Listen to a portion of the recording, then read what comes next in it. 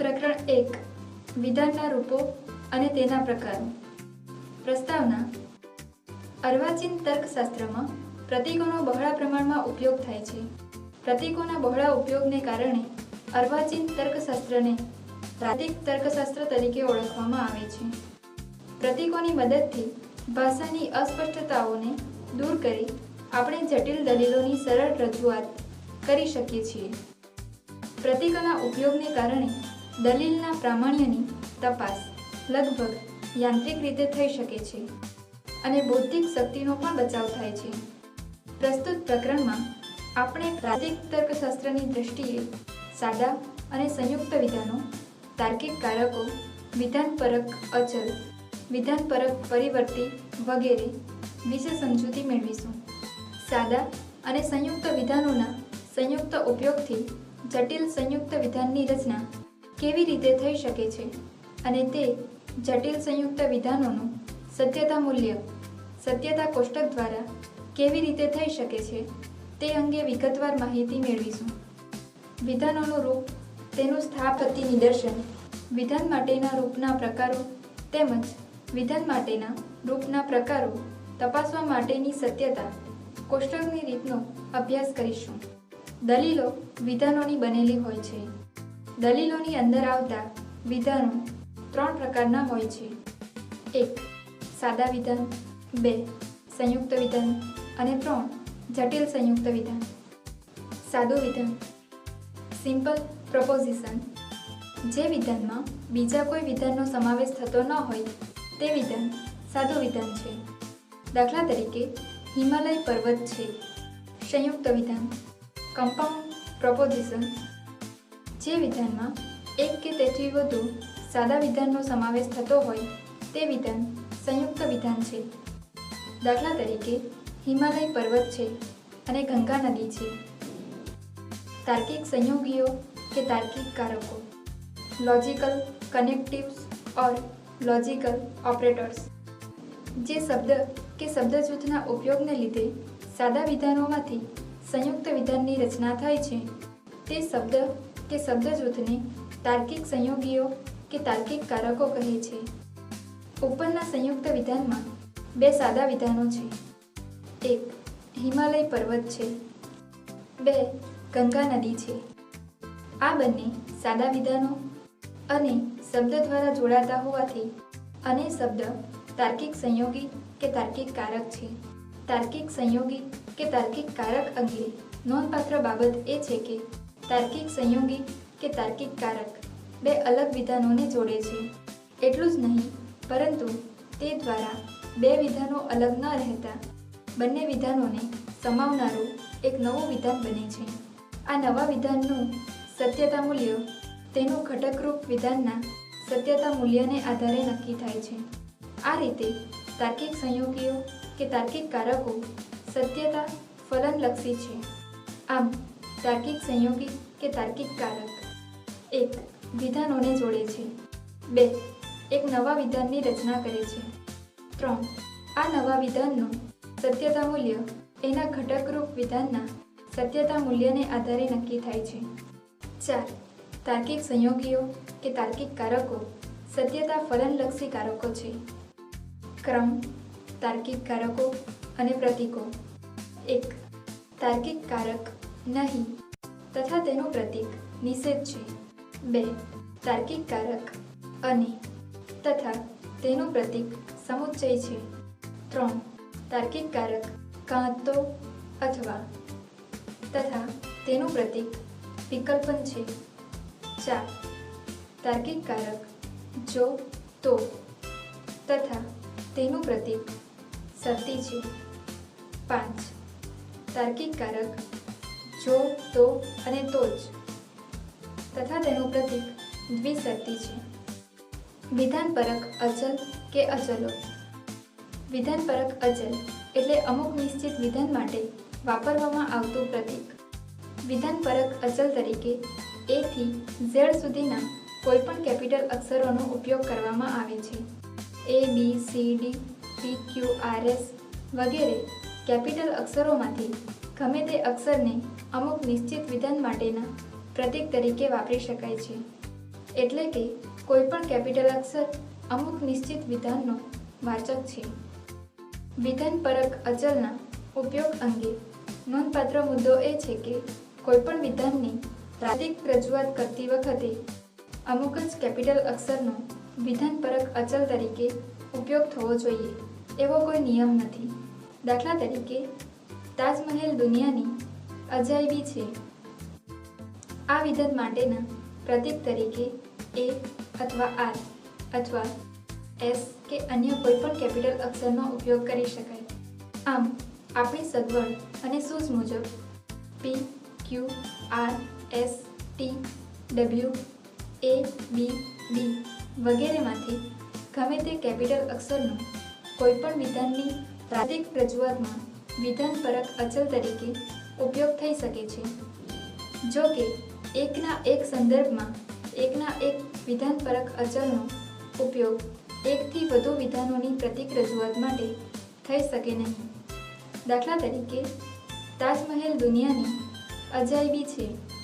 આ વિધાન માટે ટી પ્રતીક પસંદ કર્યા પછી એના એ જ સંદર્ભમાં જેટલી વાર આ વિધાન આવે તેટલી વાર આનું આ જ પ્રતીક મૂકવું. એ જ રીતે તાજમહેલ ઐતિહાસિક સ્થળ છે. આ વિધાન માટે ટી પ્રતીક પ્રયોજી શકાય નહીં. એના માટે અન્ય કોઈ પ્રતીક પસંદ કરવું જોઈએ. વિધાનપરક પરિવર્તી કે પરિવર્તીઓ. વિધાનપરક પરિવર્તી એટલે જેને સ્થાને કોઈપણ વિધાન મૂકી શકાય એવું પ્રતીક.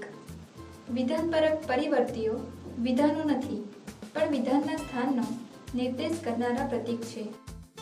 વિધાનપરક પરિવર્તી તરીકે પી, ક્યુ, આર, એસ વગેરે નાના એટલે કે કેપિટલ નહીં તેવા અક્ષરોનો ઉપયોગ કરવામાં આવે છે. આ નાના અક્ષરો અમુક નિશ્ચિત વિધાનનો નહીં પણ વિધાનના સ્થાનનો જ નિર્દેશ કરે છે. આ નાના અક્ષરો એટલું જ સૂચવે છે કે આ અક્ષરને સ્થાને કોઈ પણ વિધાન મૂકી શકાય. દાખલા તરીકે જો આપણે નિષેધ પી એમ લખીએ તો એનો અર્થ એટલો જ થાય કે પીને સ્થાને કોઈ વિધાન મૂકવામાં આવે તો આપણને નિષેધ પીના રૂપનું નિષેધવાચક વિધાન મળે. વિધાનપરક પરિવર્તીઓના ઉપયોગ અંગે એ મુદ્દો નોંધપાત્ર છે કે વિધાનપરક પરિવર્તીઓ વિધાન નહીં પણ વિધાનના સ્થાનનો જ નિર્દેશ કરનારા પ્રતીકો હોવાથી વિધાન માટેના રૂપની રજૂઆત કરવા માટે જ વિધાનપરક પરિવર્તીઓનો ઉપયોગ થઈ શકે. વિધાન માટેનું રૂપ એ પ્રતીકોની એક એવી ગોઠવણી છે કે જેમાં વિધાનો નહીં પણ વિધાનપરક પરિવર્તી કે વિધાનપરક પરિવર્તીઓ અને તાર્કિક કારકો આવે છે. નિષેધ, સમુચ્ચય, વિકલ્પન, શરતી અને દ્વિશરતી એ મૂળભૂત 5 કારકોનું તાર્કિક સ્વરૂપ. તર્કશાસ્ત્રની દ્રષ્ટિએ નિષેધ, સમુચ્ચય, વિકલ્પન, શરતી અને દ્વિશરતી એ 5 મૂળભૂત તાર્કિક કારકો છે. આપણે આ મૂળભૂત કારકોના તાર્કિક સ્વરૂપની સમજૂતી મેળવીશું. આ 5 કારકોના તાર્કિક સ્વરૂપના સ્પષ્ટ નિરૂપણ માટે આપણે અનુક્રમે એમાંના પ્રત્યેકનું લક્ષણ આપીશું અને એ લક્ષણની વિશ્લેષણાત્મક સમજૂતી મેળવીશું. 1. નિષેધનું લક્ષણ અને તેનું વિશ્લેષણ. નિષેધના લક્ષણની રજૂઆત નીચે આપેલા સત્યતા કોષ્ટકમાં થયેલી છે. ઘટકરૂપ વિધાન અને એનું સત્યતા મૂલ્ય. સંયુક્ત વિધાન અને એનું સત્યતા મૂલ્ય. ઘટકરૂપ વિધાન પીનું સત્યતા મૂલ્ય સત્ય છે ત્યારે સંયુક્ત વિધાન નિષેધ પીનું સત્યતા મૂલ્ય અસત્ય છે. ઘટકરૂપ વિધાન પીનું સત્યતા મૂલ્ય અસત્ય છે જ્યારે સંયુક્ત વિધાન નિષેધ પીનું સત્યતા મૂલ્ય સત્ય છે. નિષેધના લક્ષણના રજૂઆત કરતા સત્યતા કોષ્ટકનું નિરીક્ષણ કરતા નિષેધના તાર્કિક સ્વરૂપ અંગેના નીચેના મુદ્દાઓ સ્પષ્ટ થાય છે. 1. નિષેધ એકમુખી કારક છે કારણ કે એનું ક્ષેત્ર ફક્ત એની જમણી બાજુએ જ હોય છે. એટલે કે નિષેધ એની જમણી બાજુએ આવેલા એક જ વિધાનને લાગુ પડે છે અને નિષેધ P એ રૂપના સંયુક્ત વિધાનની રચના કરે છે. P એ નિષેધની જમણી બાજુના ક્ષેત્રમાં આવતા વિધાનનું સ્થાન સૂચવે છે. 2.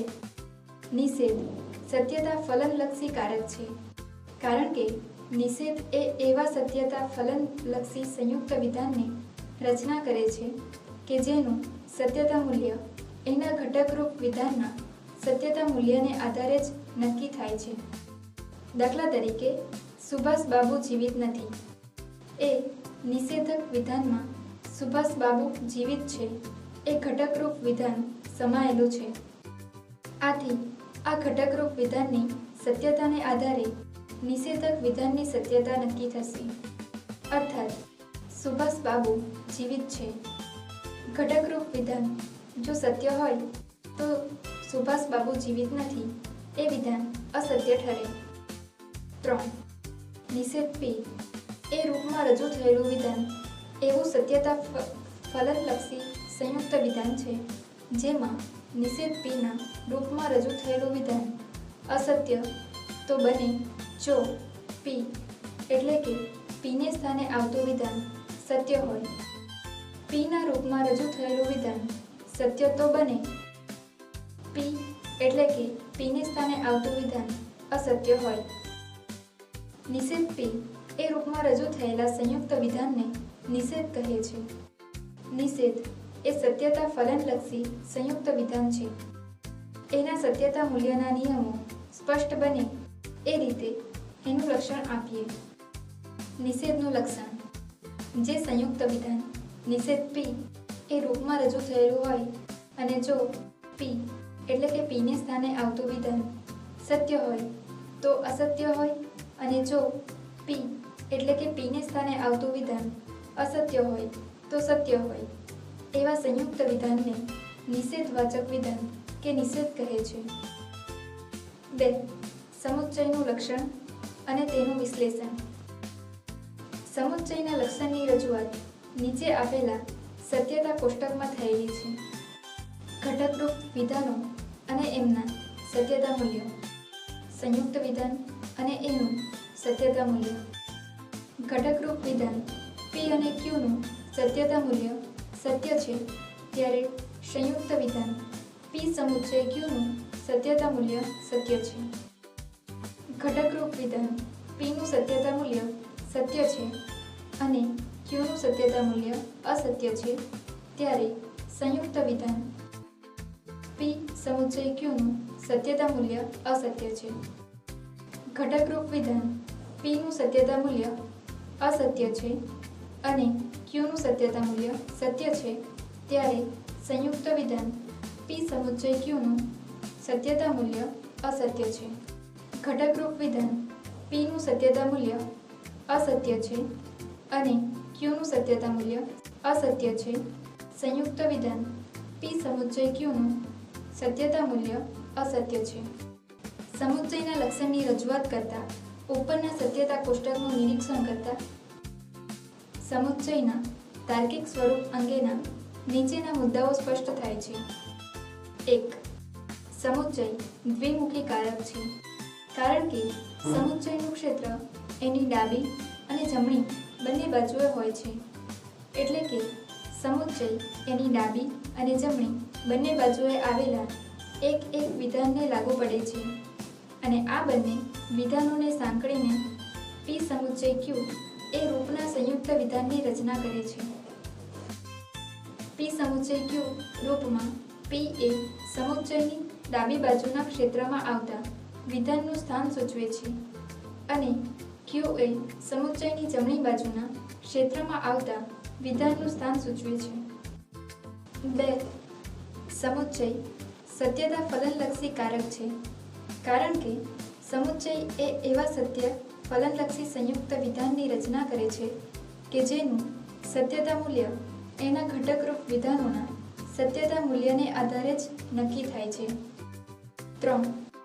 P સમુચ્ચય Q એ રૂપનું વિધાન એવું સત્યતા ફલનલક્ષી સંયુક્ત વિધાન છે કે જો P એટલે કે Pને સ્થાને આવતું વિધાન અને Q એટલે કે Qને સ્થાને આવતું વિધાન એ બંને સત્ય હોય તો અને તો જ સત્ય હોય છે અને નહીં તો અસત્ય હોય છે. પી સમુચ્ચય ક્યુ એ રૂપમાં રજૂ થયેલા સંયુક્ત વિધાનને સમુચ્ચય કહે છે. સમુચ્ચયમાં સમાવેશ પામતા બે વિધાનોમાંના પ્રત્યેકને સમુચ્ચિત કહે છે. સમુચ્ચય એ સત્યતા ફલનલક્ષી સંયુક્ત વિધાન છે. એના સત્યતા મૂલ્યના નિયમો સ્પષ્ટ બને એ રીતે એનું લક્ષણ આપીએ. સમુચ્ચયનું લક્ષણ. જે સંયુક્ત વિધાન પી સમુચ્ચય ક્યુ રૂપમાં રજૂ થયેલું હોય અને જો પી એટલે કે પીને સ્થાને આવતું વિધાન અને ક્યુ એટલે કે ક્યુને સ્થાને આવતું વિધાન બંને સત્ય હોય તો અને તો જ સત્ય હોય અને નહીં તો અસત્ય હોય એવા સંયુક્ત વિધાનને સામુચ્ચયિક વિધાન કે સમુચ્ચય કહે છે. 3. વિકલ્પનનું લક્ષણ અને તેનું વિશ્લેષણ. વિકલ્પનના લક્ષણની રજૂઆત નીચે આપેલા સત્યતા કોષ્ટકમાં થયેલી છે. વિકલ્પનના લક્ષણની રજૂઆત કરતા ઉપરના સત્યતા કોષ્ટકનું નિરીક્ષણ કરતા વિકલ્પનના તાર્કિક સ્વરૂપ અંગેના નીચેના મુદ્દાઓ સ્પષ્ટ થાય છે. 1. વિકલ્પન દ્વિમુખી કારક છે. વિકલ્પનનું ક્ષેત્ર એની ડાબી અને જમણી બંને બાજુએ હોય છે. એટલે કે વિકલ્પન એની ડાબી અને જમણી બંને બાજુએ આવેલ એક વિધાનને લાગુ પડે છે અને આ બંને વિધાનોને સાંકળીને પી વિકલ્પન ક્યુ એ રૂપના સંયુક્ત વિધાનની રચના કરે છે. પી વિકલ્પન ક્યુ રૂપમાં પી એ વિકલ્પનની ડાબી બાજુના ક્ષેત્રમાં આવતા વિધાનનું સ્થાન સૂચવે છે અને ક્યુ એ વિકલ્પનની જમણી બાજુના ક્ષેત્રમાં આવતા વિધાનનું સ્થાન સૂચવે છે. 2. વિકલ્પન સત્યતા ફલનલક્ષી કારક છે. કારણ કે વિકલ્પન એ એવા સત્યતા ફલનલક્ષી સંયુક્ત વિધાનની રચના કરે છે કે જેનું સત્યતા મૂલ્ય એના ઘટકરૂપ વિધાનોના સત્યતા મૂલ્યને આધારે જ નક્કી થાય. 3. પી વિકલ્પન ક્યુ એ રૂપનું વિધાન એવું સત્યતા ફલનલક્ષી સંયુક્ત વિધાન છે કે જે પી એટલે કે પીને સ્થાને આવતું વિધાન અને ક્યુ એટલે કે ક્યુને સ્થાને આવતું વિધાન એ બંને હોય તો અને તો જ અસત્ય હોય છે અને નહીં તો સત્ય હોય છે. પી વિકલ્પન ક્યુ એ રૂપમાં રજૂ થયેલા સંયુક્ત વિધાનને વિકલ્પન કહે છે. વિકલ્પનમાં સમાવેશ પામતા બે વિધાનોમાંના પ્રત્યેકને વિકલ્પ કહે છે. વિકલ્પન એ સત્યતા ફલનલક્ષી સંયુક્ત વિધાન છે. એના સત્યતા મૂલ્યના નિયમો સ્પષ્ટ બને એ રીતે એનું લક્ષણ આપીએ. વિકલ્પનનું લક્ષણ. જે સંયુક્ત વિધાન પી વિકલ્પન ક્યુ એ રૂપમાં રજૂ થયેલું હોય અને જો પી એટલે કે પીને સ્થાને આવતું વિધાન અને ક્યુ એટલે કે ક્યુને સ્થાને આવતું વિધાન બંને અસત્ય હોય તો અને તો જ અસત્ય હોય અને નહીં તો સત્ય હોય એવા સંયુક્ત વિધાનને વૈકલ્પિક વિધાન કે વિકલ્પન કહે છે. 4. શરતીનું લક્ષણ અને વિશ્લેષણ. શરતીના લક્ષણની રજૂઆત નીચે આપેલા સત્યતા કોષ્ટકમાં થયેલી છે. શરતીના લક્ષણની રજૂઆત કરતા ઉપરના સત્યતા કોષ્ટકનું નિરીક્ષણ કરતા શરતીના તાર્કિક સ્વરૂપ અંગેના ઉપરના મુદ્દાઓ દ્વારા સ્પષ્ટ થાય છે. 1. શરતી દ્વિમુખી કારક છે. કારણ કે શરતીનું ક્ષેત્ર એની ડાબી અને જમણી બંને બાજુએ હોય છે. એટલે કે શરતી એની ડાબી અને જમણી બંને બાજુએ આવેલા એક વિધાનને લાગુ પડે છે અને આ બંને વિધાનોને સાંકળીને પી શરતી ક્યુ એ રૂપના સંયુક્ત વિધાનની રચના કરે છે. પી શરતી ક્યુ રૂપમાં પી એ શરતીની ડાબી બાજુના ક્ષેત્રમાં આવતા વિધાનનું સ્થાન સૂચવે છે અને ક્યુ એ શરતીની જમણી બાજુના ક્ષેત્રમાં આવતા વિધાનનું સ્થાન સૂચવે છે. 2. શરતી સત્યતા ફલનલક્ષી કારક છે, કારણ કે શરતી એ એવા સત્યતા ફલનલક્ષી સંયુક્ત વિધાનની રચના કરે છે કે જેનું સત્યતા મૂલ્ય એના ઘટકરૂપ વિધાનોના સત્યતા મૂલ્યને આધારે જ નક્કી થાય છે. 3. પી શરતી ક્યુ રૂપનું વિધાન એવું સત્યતા ફલનલક્ષી સંયુક્ત વિધાન છે કે જો પી એટલે કે પીને સ્થાને આવતું વિધાન સત્ય હોય અને ક્યુ એટલે કે ક્યુને સ્થાને આવતું વિધાન અસત્ય હોય તો અને તો જ અસત્ય હોય છે અને નહીં તો સત્ય હોય છે. પી શરતી ક્યુ એ રૂપમાં રજૂ થયેલા સંયુક્ત વિધાનને શરતી વિધાન કહે છે. શરતી વિધાનની પહેલા આવતા વિધાનને પૂર્વાંગ અને શરતીની પછી આવતા વિધાનને ઉત્તરાંગ કહે છે. શરતી વિધાન એ સત્યતા ફલનલક્ષી સંયુક્ત વિધાન છે. એના સત્યતા મૂલ્યના નિયમો સ્પષ્ટ બને એ રીતે એનું લક્ષણ આપીએ. શરતી વિધાનનું લક્ષણ. જે સંયુક્ત વિધાન પી શરતી ક્યુ રૂપમાં રજૂ થયેલું હોય અને જો પી સત્ય હોય અને ક્યુ અસત્ય હોય તો અને તો જ અસત્ય હોય અને નહીં તો સત્ય હોય એવા સંયુક્ત વિધાનને શરતી વિધાન કહે છે. 5. દ્વિશરતીનું લક્ષણ અને તેનું વિશ્લેષણ. દ્વિશરતીના લક્ષણની રજૂઆત નીચે આપેલા સત્યતા કોષ્ટકમાં થયેલી છે. દ્વિશરતીના લક્ષણની રજૂઆત કરતા ઉપરના સત્યતા કોષ્ટકનું નિરીક્ષણ કરતા દ્વિશરતીના તાર્કિક સ્વરૂપ અંગેના નીચેના મુદ્દાઓ સ્પષ્ટ થાય છે. 1. દ્વિશરતી દ્વિમુખી કારક છે, કારણ કે દ્વિશરતીનું ક્ષેત્ર એની ડાબી અને જમણી બંને બાજુએ હોય છે. એટલે કે દ્વિશરતી એની ડાબી અને જમણી બંને બાજુએ આવેલા એક વિધાનને લાગુ પડે છે અને આ બંને વિધાનોને સાંકળીને પી દ્વિશરતી ક્યુ એ રૂપના સંયુક્ત વિધાનની રચના કરે છે. પી દ્વિશરતી ક્યુ રૂપમાં પી એ દ્વિશરતીની ડાબી બાજુના ક્ષેત્રમાં આવતા વિધાનનું સ્થાન સૂચવે છે અને ક્યુ એ દ્વિશરતીની જમણી બાજુના ક્ષેત્રમાં આવતા વિધાનનું સ્થાન સૂચવે છે. 2. દ્વિશરતી સત્યતા ફલનલક્ષી કારક છે, કારણ કે દ્વિશરતી એ એવા સત્યતા ફલનલક્ષી સંયુક્ત વિધાનની રચના કરે છે કે જેનું સત્યતા મૂલ્ય એના ઘટકરૂપ વિધાનોના સત્યતા મૂલ્યને આધારે જ નક્કી થાય છે. 3. પી દ્વિશરતી ક્યુ રૂપનું વિધાન એવું સત્યતા ફલનલક્ષી સંયુક્ત વિધાન છે કે જો પી અને ક્યુ એ બંને સત્ય હોય અથવા બંને અસત્ય હોય તો અને તો જ પી દ્વિશરતી ક્યુ રૂપનું વિધાન સત્ય હોય છે અને નહીં તો અસત્ય હોય છે. પી દ્વિશરતી ક્યુ રૂપમાં રજૂ થયેલા સંયુક્ત વિધાનને દ્વિશરતી વિધાન કહે છે. દ્વિશરતી વિધાન એ સત્યતા ફલનલક્ષી સંયુક્ત વિધાન છે.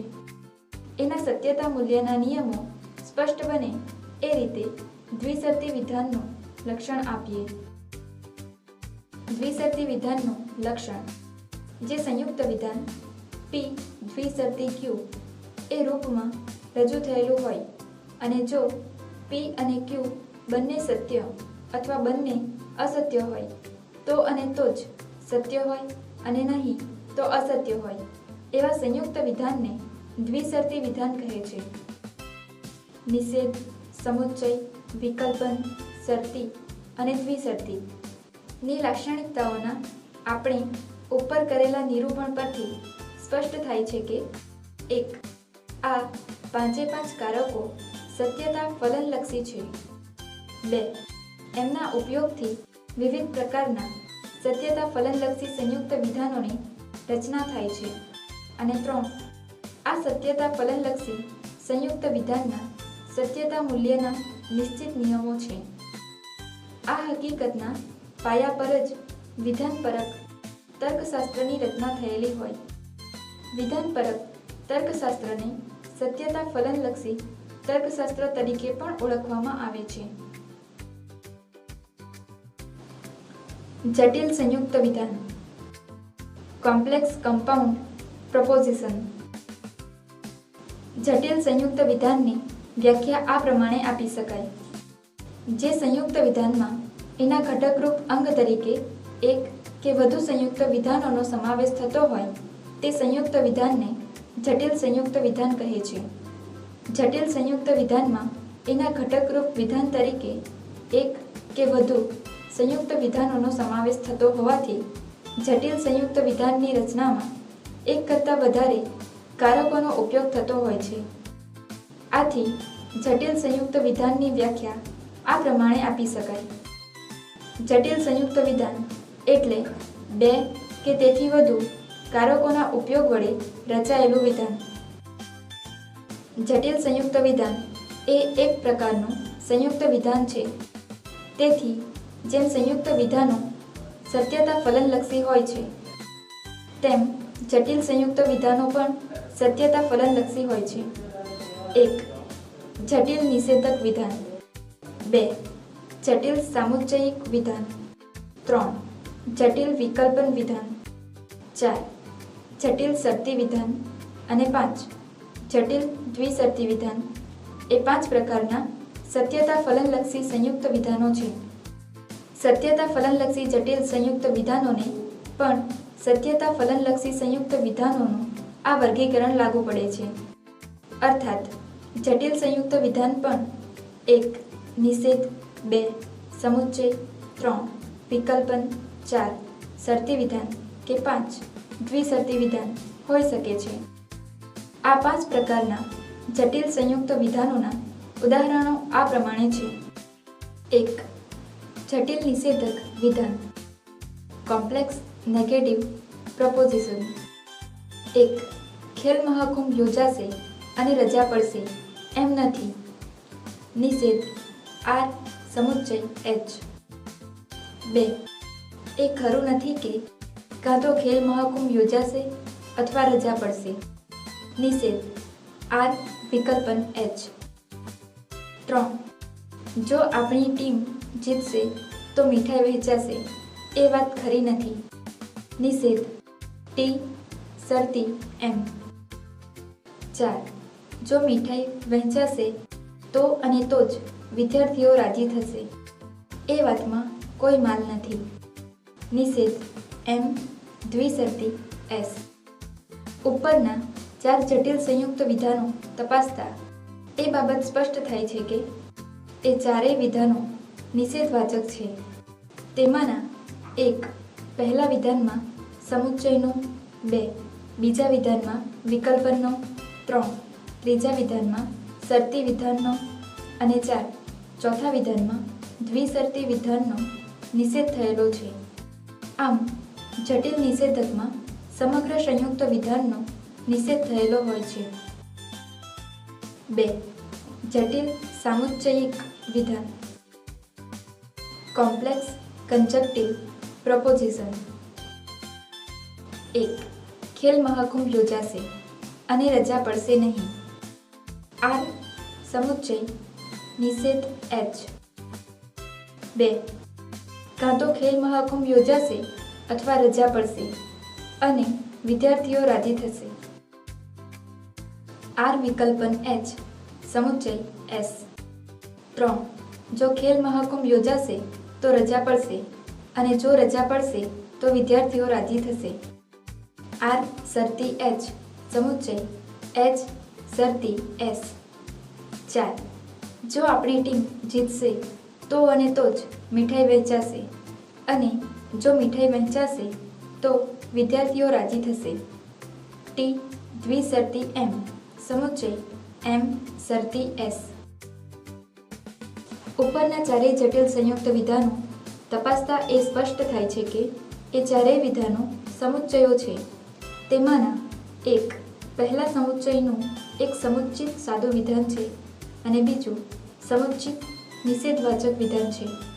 2 બીજા સમુચ્ચયનું એક સમુચ્ચિત વૈકલ્પિક વિધાન છે અને બીજું સમુચ્ચિત સાદું વિધાન છે.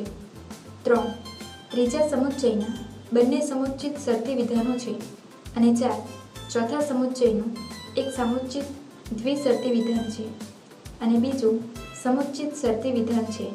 આમ આપણે જોઈએ છીએ કે જટિલ સમુચ્ચયમાં ઓછામાં ઓછું એક સમુચ્ચિત તો કોઈ એક સંયુક્ત વિધાન હોવું જ જોઈએ. બીજું સમુચ્ચિત કાં તો સાદું સંયુક્ત કે જટિલ સંયુક્ત વિધાન હોઈ શકે. 3. જટિલ વૈકલ્પિક વિધાન. 1. કાં તો ખેલ મહાકુંભ યોજાશે અથવા રજા પડશે અને વિદ્યાર્થીઓ રાજી થશે.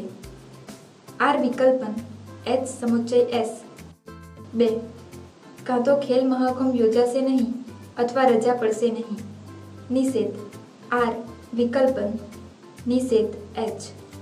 3. જો ખેલ મહાકુંભ યોજાશે તો રજા પડશે અથવા જો મીઠાઈ વહેંચાશે તો વિદ્યાર્થીઓ રાજી થશે. આર શરતી H વિકલ્પન M શરતી S. 4. જો આપણી ટીમ જીતશે તો અને તો જ મીઠાઈ વહેંચાશે અથવા જો ખેલ મહાકુંભ યોજાશે તો અને તો જ રજા પડશે. ટી દ્વિશરતી M વિકલ્પન આર દ્વિશરતી H. ઉપરના 4 જટિલ સંયુક્ત વિધાનો તપાસતા એ સ્પષ્ટ થાય છે કે એ ચારેય વિધાનો જટિલ વિકલ્પનો છે. તેમાંના એક પહેલા વિકલ્પનમાં પહેલો વિકલ્પ સાદું વિધાન છે અને બીજો વિકલ્પ સમુચ્ચય છે. 2. બીજા વિકલ્પનમાં બંને વિકલ્પો નિષેધ છે. 3.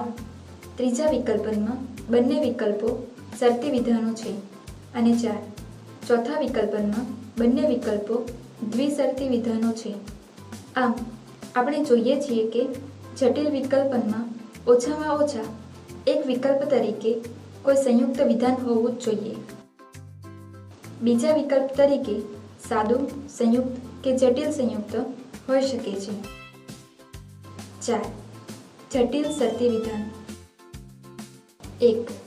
જો ખેલ મહાકુંભ યોજાશે તો રજા પડશે અને વિદ્યાર્થીઓ રાજી થશે. આર શરતી H સમુચ્ચય S. 2.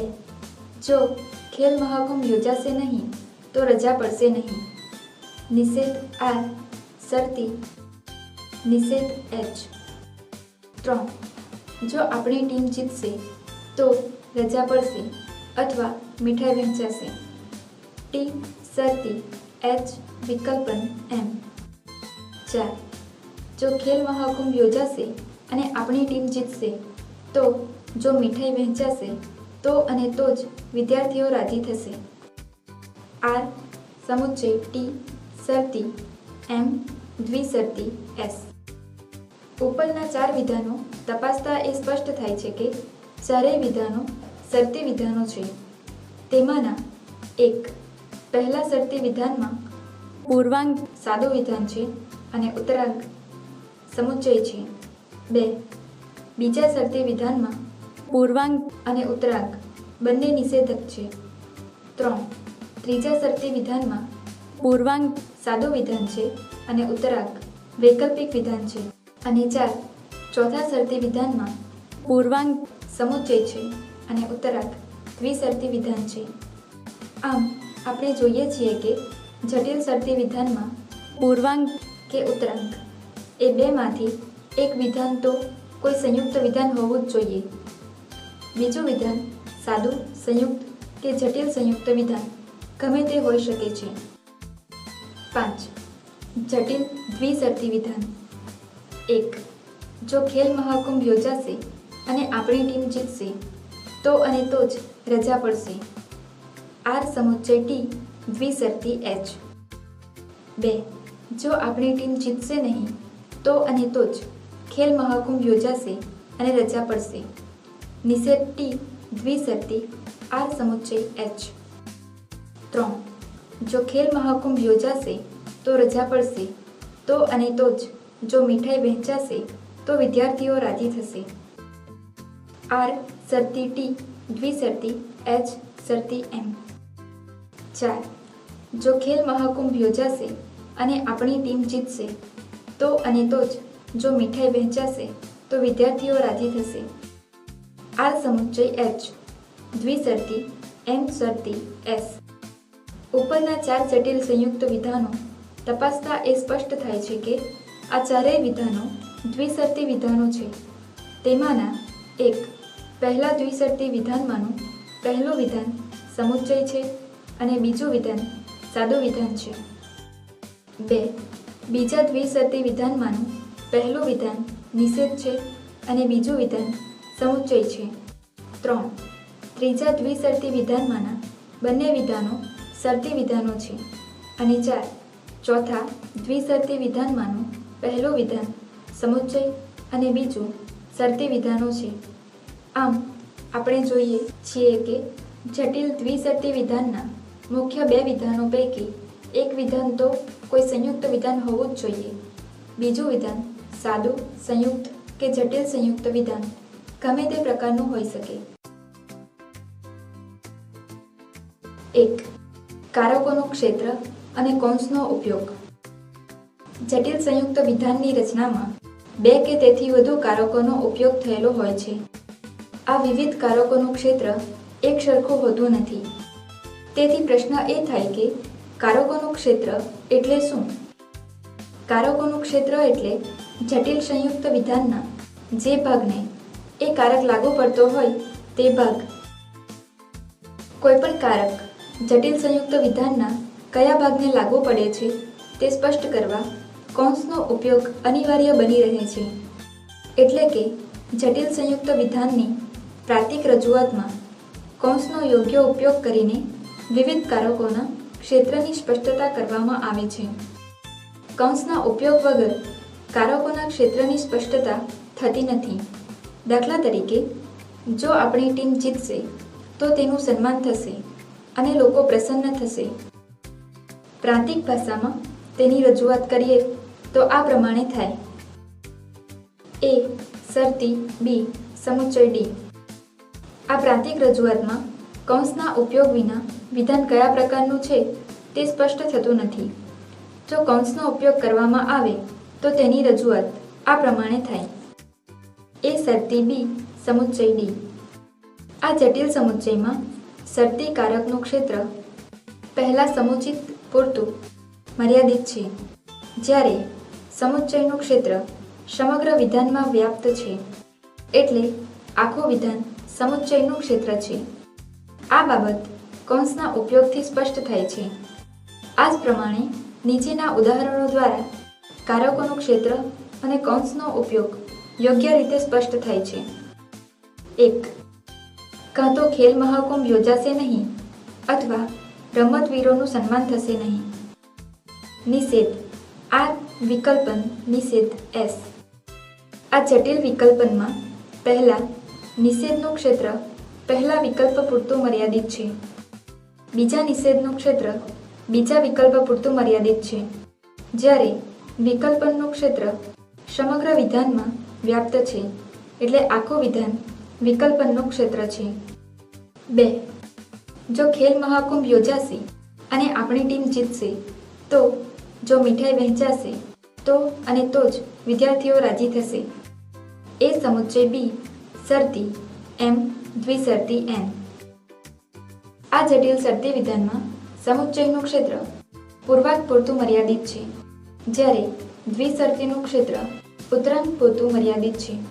જ્યારે શરતીનું ક્ષેત્ર સમગ્ર વિધાનને લાગુ પડે છે. એટલે કે આખું વિધાન શરતીનું ક્ષેત્ર છે. ઉપરના ઉદાહરણો જોતા એ સ્પષ્ટ થશે કે જટિલ સંયુક્ત વિધાનમાં વપરાયેલા વિવિધ કારકોમાં ફક્ત એક જ કારક આખા વિધાનને લાગુ પડતું હોય છે. બાકીના બધા કારકો જટિલ સંયુક્ત વિધાનના એક યા બીજા ભાગને જ લાગુ પડતા હોય છે. 2 સર્વોપરી કારક એટલે કે મેજર ઓપરેટર. કોઈપણ જટિલ સંયુક્ત વિધાનની રચનામાં વપરાયેલ વિવિધ કારકો પૈકીનો એક જ કારક મુખ્ય હોય છે. મુખ્ય કારકને સર્વોપરી કારક તરીકે પણ ઓળખવામાં આવે છે. સર્વોપરી કારકની વ્યાખ્યા આ પ્રમાણે આપી શકાય: જટિલ સંયુક્ત વિધાનમાં વપરાયેલા વિવિધ કારકો પૈકી જે કારક વિધાનના આ કે તે ભાગને જ નહીં પણ આખા વિધાનને લાગુ પડતું હોય, એટલે કે આખું વિધાન જે કારકના ક્ષેત્રરૂપ હોય તે કારકને સર્વોપરી કારક કહેવાય છે. કોઈપણ જટિલ સંયુક્ત વિધાનનું તાર્કિક સ્વરૂપ સમજવા માટે એમાં કયો કારક સર્વોપરી છે તે નક્કી કરવાનું અત્યંત જરૂરી છે, કારણ કે સર્વોપરી કારકને આધારે જ જટિલ સંયુક્ત વિધાનના પ્રકારનો નિર્ણય થાય છે. 1. જટિલ નિષેધક વિધાન. 2. જટિલ સામુચ્ચયિક વિધાન. 3. જટિલ વિકલ્પન વિધાન. 4. જટિલ શરતી વિધાન અને જટિલ દ્વિશરતી વિધાન. એ પાંચેય પ્રકારના જટિલ સંયુક્ત વિધાનના અગાઉ આપેલા દ્રષ્ટાંતોનું નિરીક્ષણ કરતા તેમના નીચેના આપેલા લક્ષણો સ્પષ્ટ રીતે સમજી શકાશે. 1. જે જટિલ સંયુક્ત વિધાનમાં સર્વોપરી કારક તરીકે નહીં અથવા નથી નો ઉપયોગ થયો હોય તે જટિલ સંયુક્ત વિધાન જટિલ નિષેધ ગણાય છે. 2. જે જટિલ સંયુક્ત વિધાનમાં સર્વોપરી કારક તરીકે અને નો ઉપયોગ થયો હોય તે જટિલ સંયુક્ત વિધાન જટિલ સમુચ્ચય ગણાય છે. 3. જે જટિલ સંયુક્ત વિધાનમાં સર્વોપરી કારક તરીકે કાં તો અથવા નો ઉપયોગ થયો હોય તે જટિલ સંયુક્ત વિધાન જટિલ વિકલ્પન ગણાય છે. 4.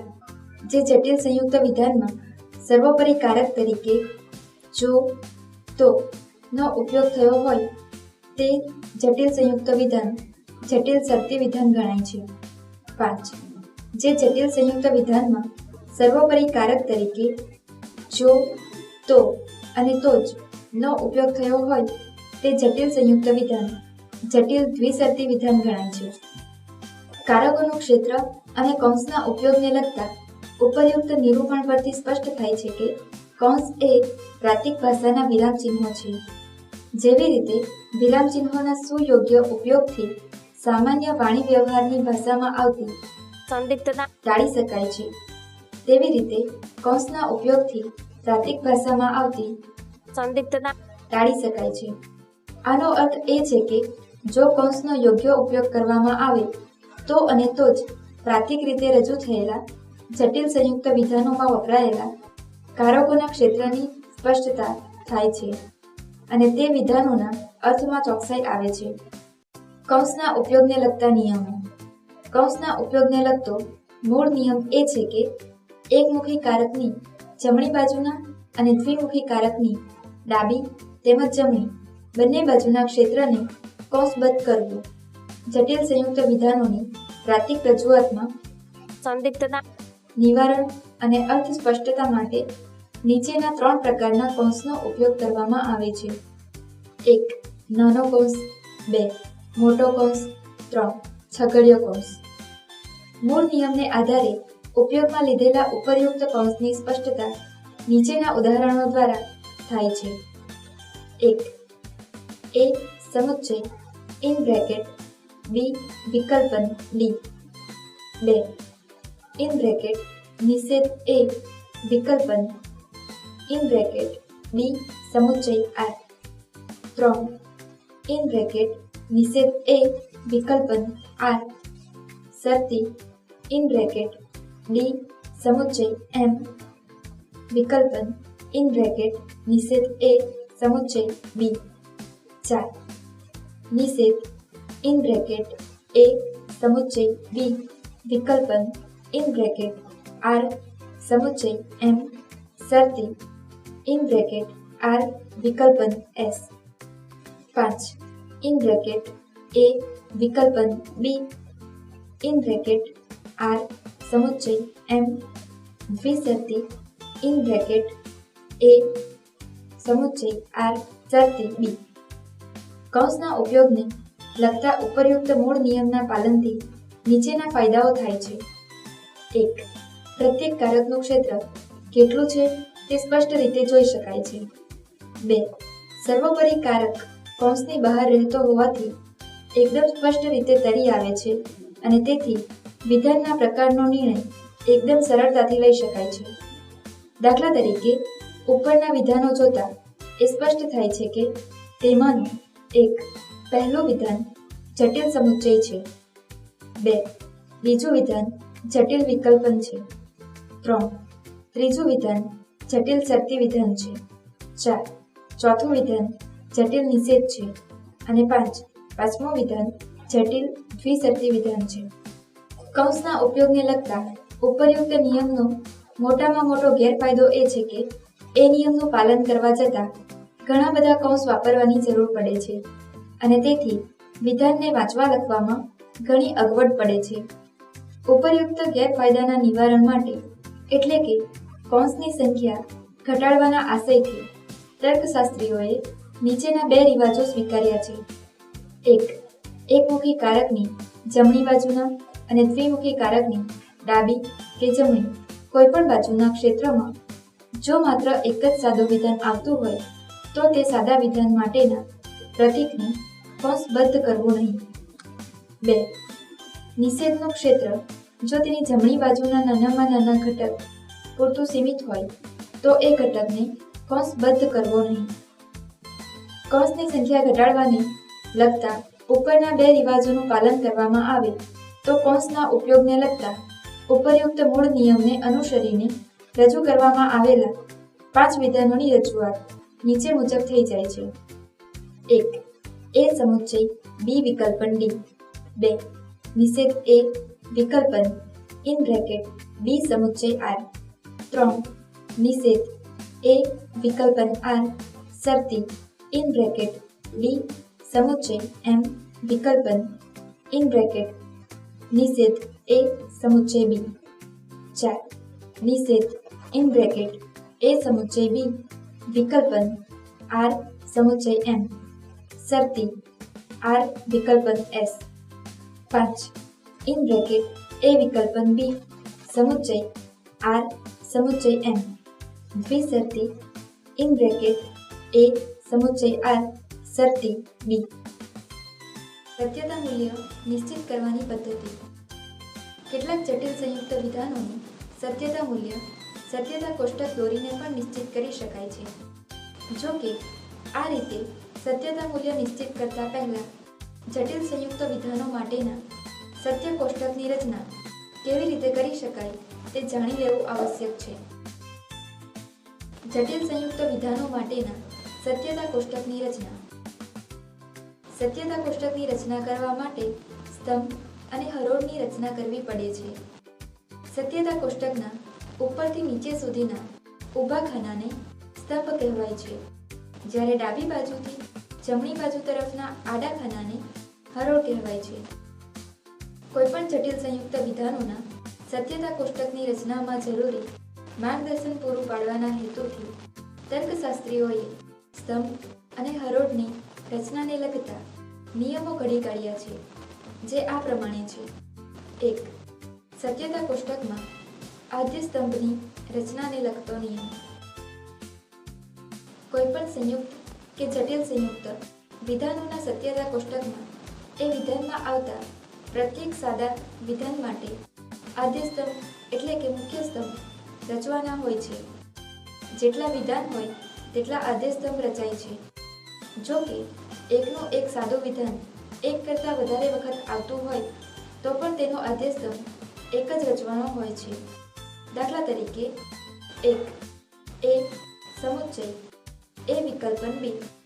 આ જટિલ સંયુક્ત વિધાન માટેના સત્યતા કોષ્ટકમાં એક જ વિધાન માટે અને બીજો બી વિધાન માટે એમ 2 આદ્ય સ્તંભો આવે છે,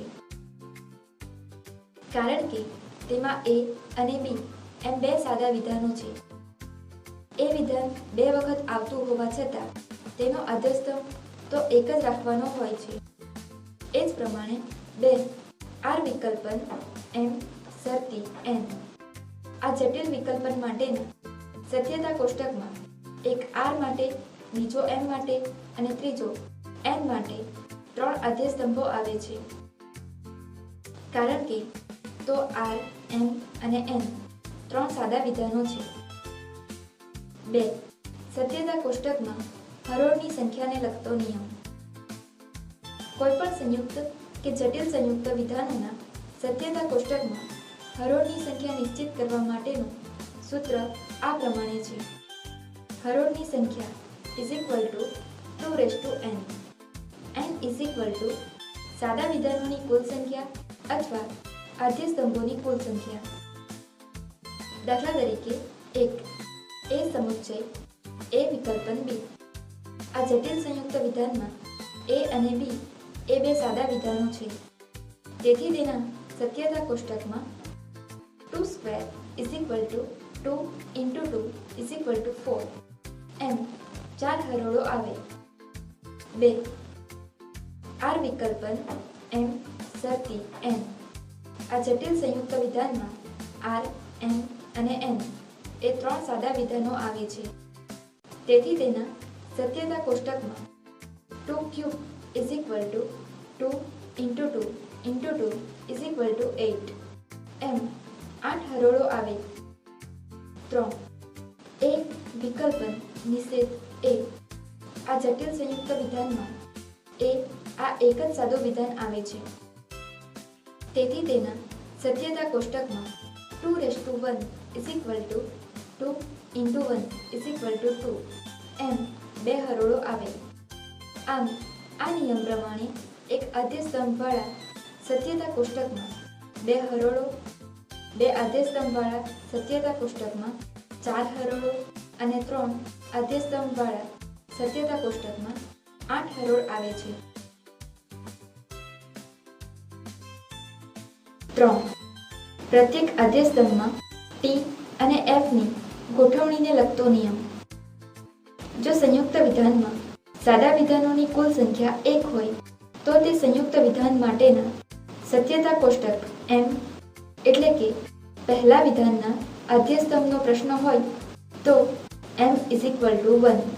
બીજા વિધાનના આદ્ય સ્તંભનો પ્રશ્ન હોય તો m = 2. સંક્ષેપમાં m = વિધાનનો અનુક્રમ દર્શાવતી સંખ્યા. સંખ્યાના વિધાનના આદ્ય સ્તંભમાં tf ના 2n-1 જૂથો આવે અને પ્રત્યેક જૂથમાં 2n-m t અને એટલી જ સંખ્યાના f આવે. દાખલા તરીકે 1. નિષેધ p શરતી q. સંયુક્ત વિધાનમાં 2 સાદા વિધાનો છે. આથી તેમના પહેલા વિધાન p માટેના આદ્ય સ્તંભમાં tf નું એક જૂથ આવે છે. કારણ કે 2n-1 = 2 = 1 થાય છે. આ એક જૂથ t, t, f, f હોય છે. એટલે કે તેમાં પહેલા 2 t અને પછી 2 f આવે છે. કારણ કે 2n-2 - 1 = 2n = 2 થાય છે. p માટે સ્તંભમાં t, t, f, f નો એક જૂથ આવે છે. એમ કહેવાનો અર્થ કે t, t, f, f એ ક્રમમાં p માટેના સ્તંભની હરોળો ગોઠવાય છે. બીજા વિધાન q માટેના સ્તંભમાં tf ના 2 જૂથો આવે છે. કારણ કે 2n-2 - 1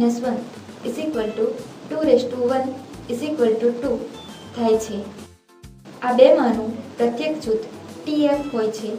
એટલે કે તેમાં પહેલા tf હોય છે. એટલે કે તેમાં પહેલા t અને પછી એક f આવે છે. કારણ કે 2n-2 - 1 - 2n = 2 થાય છે. q માટેના સ્તંભમાં tf ના 2 જૂથો આવે છે. એમ કહેવાનો અર્થ એ કે tf, tf એ ક્રમમાં q માટેના સ્તંભની હરોળો ગોઠવાય છે. આમ એ સ્પષ્ટ થાય છે કે p અને q જેવા કોઈપણ 2 સાદા વિધાનોમાંથી બનેલા જટિલ સંયુક્ત વિધાન માટેના સત્યતા કોષ્ટકમાં એ સાદા વિધાનોના આદ્ય સ્તંભો આ મુજબના હોય છે. વિધાન p અને વિધાન q. t, t, t, f, f, t, f, f. 2 સાદા વિધાનોના બનેલા સમુચ્ચય, વિકલ્પન વગેરે સંયુક્ત વિધાનોને લગતા આ પ્રકરણની શરૂઆતમાં આપેલા સત્યતા કોષ્ટક જોવાથી એ વાતની ખાતરી થશે કે p અને q માટેના સ્તંભમાં tfની ગોઠવણી ઉપર મુજબની જ છે. 2. p વિકલ્પન q સમુચ્ચય R. ઉપરયુક્ત સંયુક્ત વિધાનમાં 3 સાદા વિધાનો આવે છે.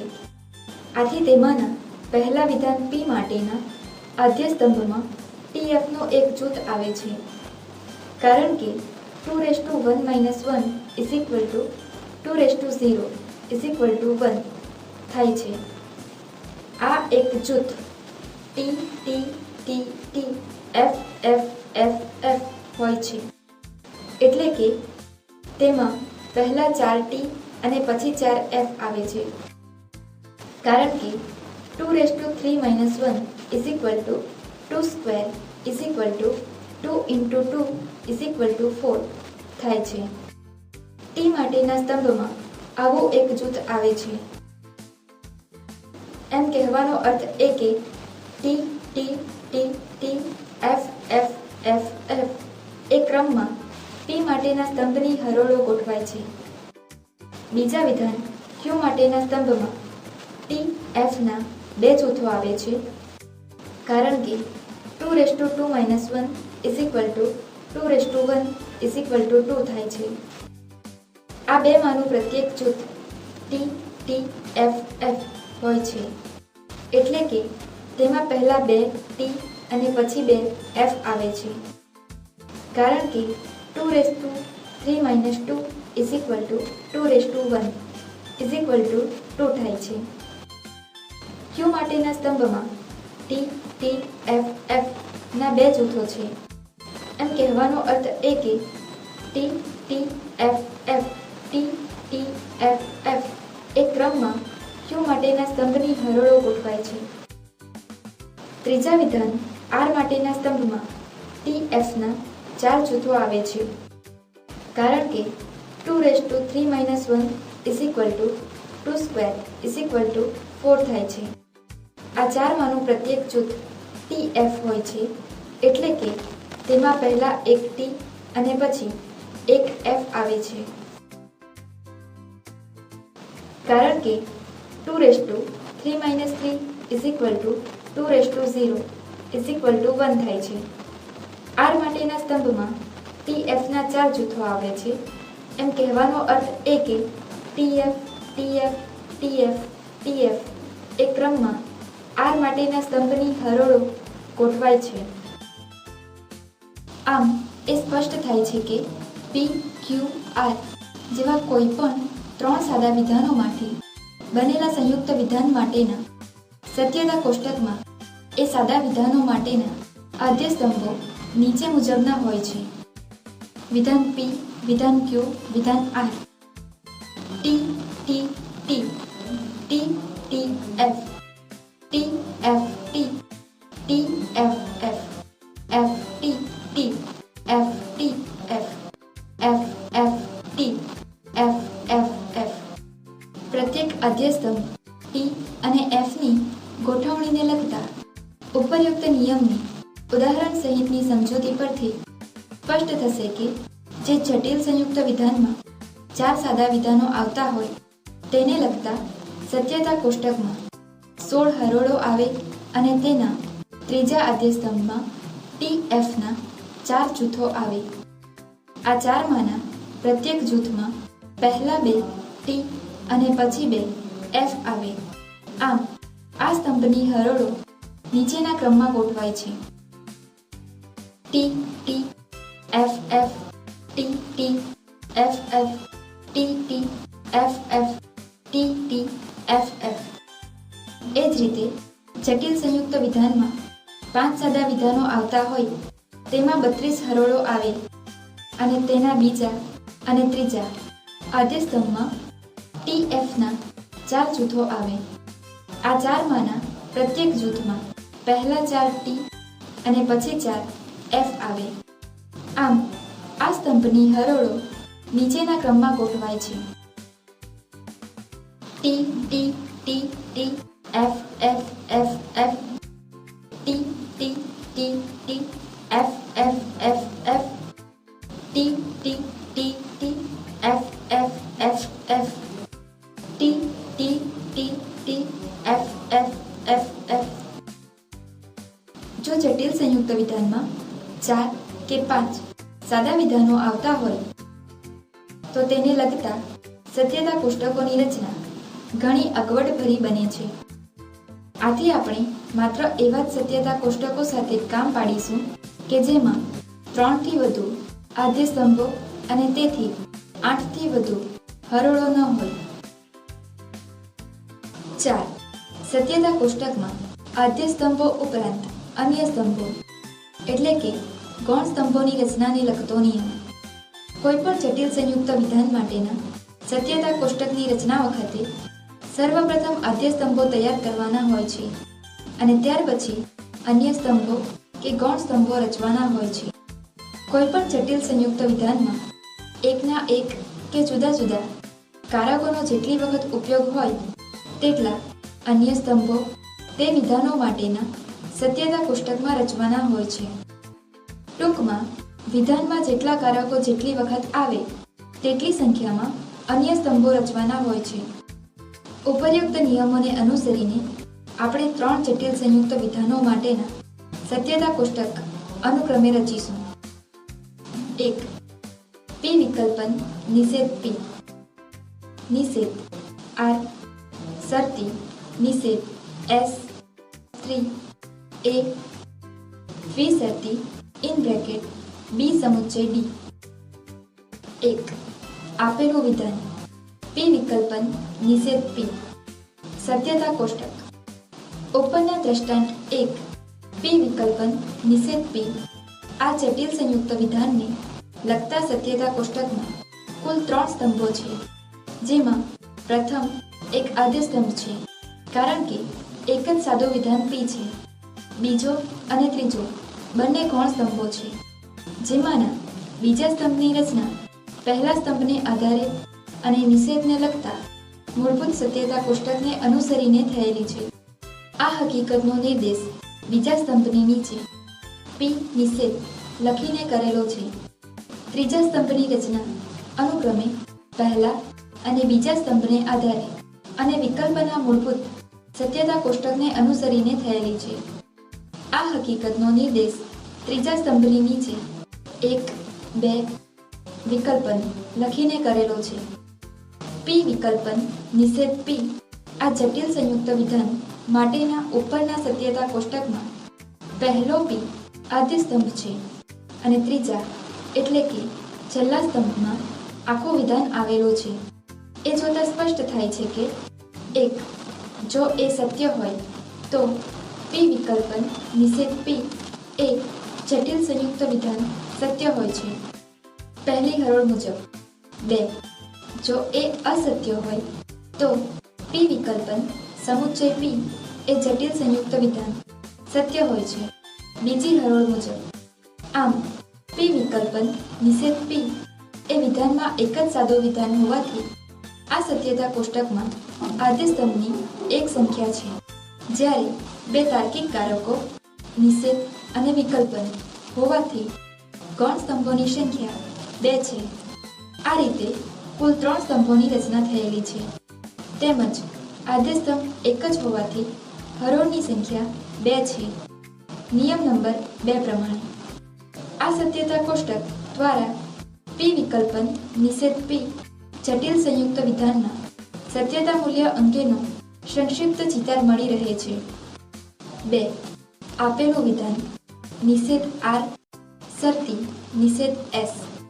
સત્યતા કોષ્ટક. સમજૂતી. ઉપરના દ્રષ્ટાંત 2 નિષેધ આર શરતી નિષેધ એસ આ જટિલ સંયુક્ત વિધાનને લગતા સત્યતા કોષ્ટકમાં કુલ 5 સ્તંભો છે, જેમાં પ્રથમ એક આદ્ય સ્તંભ છે કારણ કે આર અને એસ એમ 2 સાદા વિધાન છે. ત્રીજો, ચોથો અને પાંચમો બંને ગૌણ સ્તંભો છે. ત્રીજા સ્તંભની રચના પહેલા સ્તંભને આધારે અને નિષેધને લગતા મૂળભૂત સત્યતા કોષ્ટકને અનુસરીને થયેલી છે.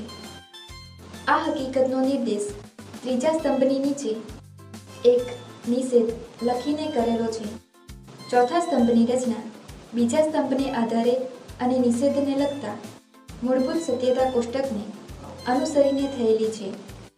આ હકીકતનો નિર્દેશ ચોથા સ્તંભની નીચે 2 નિષેધ એમ લખીને કરેલો છે. પાંચમા સ્તંભની રચના અનુક્રમે ત્રીજા અને ચોથા સ્તંભને આધારે અને શરતી વિધાનને લગતા મૂળભૂત સત્યતા કોષ્ટકને અનુસરીને થયેલી છે. આ હકીકતનો નિર્દેશ પાંચમા સ્તંભની નીચે 3, 4 શરતી એમ લખીને કરેલો છે. નિષેધ R શરતી નિષેધ S આ જટિલ સંયુક્ત વિધાન માટેના ઉપરના સત્યતા કોષ્ટકમાં પ્રથમ બે આદ્યસ્તંભો છે અને પાંચમા એટલે કે છેલ્લા સ્તંભમાં આખું વિધાન આવેલું છે. એ જોતા સ્પષ્ટ થાય છે કે 1. જો R અને આ બંને સત્ય હોય તો નિષેધ R શરતી નિષેધ S એ જટિલ સંયુક્ત વિધાન સત્ય હોય છે. પહેલી હરોળ મુજબ 2. જો R સત્ય અને S અસત્ય હોય તો નિષેધ R શરતી નિષેધ S એ જટિલ સંયુક્ત વિધાન સત્ય હોય છે. બીજી હરોળ મુજબ 3. જો R અસત્ય અને S સત્ય હોય તો નિષેધ R શરતી નિષેધ S એ જટિલ સંયુક્ત વિધાન અસત્ય હોય છે. ત્રીજી હરોળ મુજબ 4. જો R અસત્ય અને S અસત્ય હોય તો નિષેધ R શરતી નિષેધ S એ જટિલ સંયુક્ત વિધાન સત્ય હોય છે. ચોથી હરોળ મુજબ આમ નિષેધ R નિષેધ S એ વિધાનમાં એક જ સાદું વિધાન હોવાથી આ સત્યતા કોષ્ટકમાં આદ્ય સ્તંભની સંખ્યા 2 છે અને 3 તાર્કિક કારકો નિષેધ નિષેધ અને શરતી હોવાથી ગૌણ સ્તંભોની 3 છે. આ રીતે કુલ 5 સ્તંભોની રચના થયેલી છે. તેમજ આદ્ય સ્તંભ 2 હોવાથી સંખ્યા 4 છે. આ સત્યતા કોષ્ટક દ્વારા નિષેધ R શરતી નિષેધ S એ જટિલ સંયુક્ત વિધાનના સત્ય વિધાનના સત્યતા મૂલ્ય અંગેનું સંક્ષિપ્ત ચિતાર મળી રહે છે. 3. આપેલું વિધાન A દ્વિશરતી ઇન બ્રેકેટ B સમુચ્ચય D સત્યતા કોષ્ટક. સમજૂતી ઉપરના દ્રષ્ટાંત 3 A દ્વિશરતી ઇન બ્રેકેટ B સમુચ્ચય D આ જટિલ સંયુક્ત વિધાનને લગતા સત્યતા કોષ્ટકમાં કુલ 5 સ્તંભો છે, જેમાંના પહેલા 3 આદ્ય સ્તંભો છે કારણ કે A, B અને D એ 3 સાદા વિધાનો છે. ચોથો અને પાંચમો એમ 2 ગૌણ સ્તંભો છે. ચોથા સ્તંભની રચના અનુક્રમે બીજા અને ત્રીજા સ્તંભને આધારે તેમજ સમુચ્ચયને લગતા મૂળભૂત સત્યતા કોષ્ટકને અનુસરીને થયેલી છે. આ હકીકતનો નિર્દેશ ચોથા સ્તંભની નીચે 2, 3 સમુચ્ચય એમ લખીને કરેલો છે.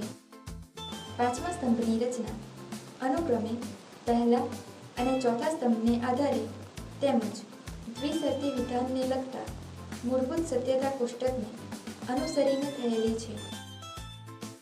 આ હકીકતનો નિર્દેશ પાંચમા સ્તંભની નીચે 1, 4 દ્વિશરતી એમ લખીને કરેલો છે.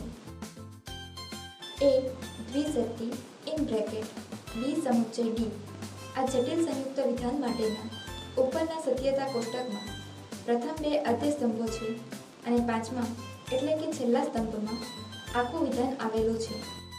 એ જોતા સ્પષ્ટ થાય છે કે 1. જો A, B અને D ત્રણેય વિધાનો સત્ય હોય તો A દ્વિશરતી ઇન બ્રેકેટ B સમુચ્ચય D એ જટિલ સંયુક્ત વિધાન સત્ય હોય છે. પહેલી હરોળ મુજબ 2. જો A, B સત્ય અને D અસત્ય હોય તો A દ્વિશરતી ઇન બ્રેકેટ B સમુચ્ચય D એ જટિલ સંયુક્ત વિધાન અસત્ય હોય છે. બીજી હરોળ મુજબ 3. જો A સત્ય B અસત્ય અને D સત્ય હોય તો A દ્વિશરતી ઇન બ્રેકેટ B સમુચ્ચય D એ જટિલ સંયુક્ત વિધાન અસત્ય હોય છે. ત્રીજી હરોળ મુજબ 4. જો A સત્ય અને B, D અસત્ય હોય તો A 2 ઇન બ્રેકેટ B સમુચ્ચય D એ જટિલ સંયુક્ત વિધાન અસત્ય હોય છે. ચોથી હરોળ મુજબ 5. જો A અસત્ય અને B, D સત્ય હોય તો A દ્વિશરતી (B સમુચ્ચય D એ જટિલ સંયુક્ત વિધાન અસત્ય હોય છે. 5મી હરોળ મુજબ 6.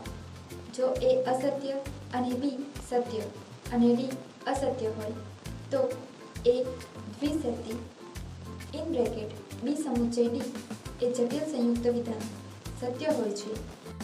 6ઠ્ઠી હરોળ મુજબ 7.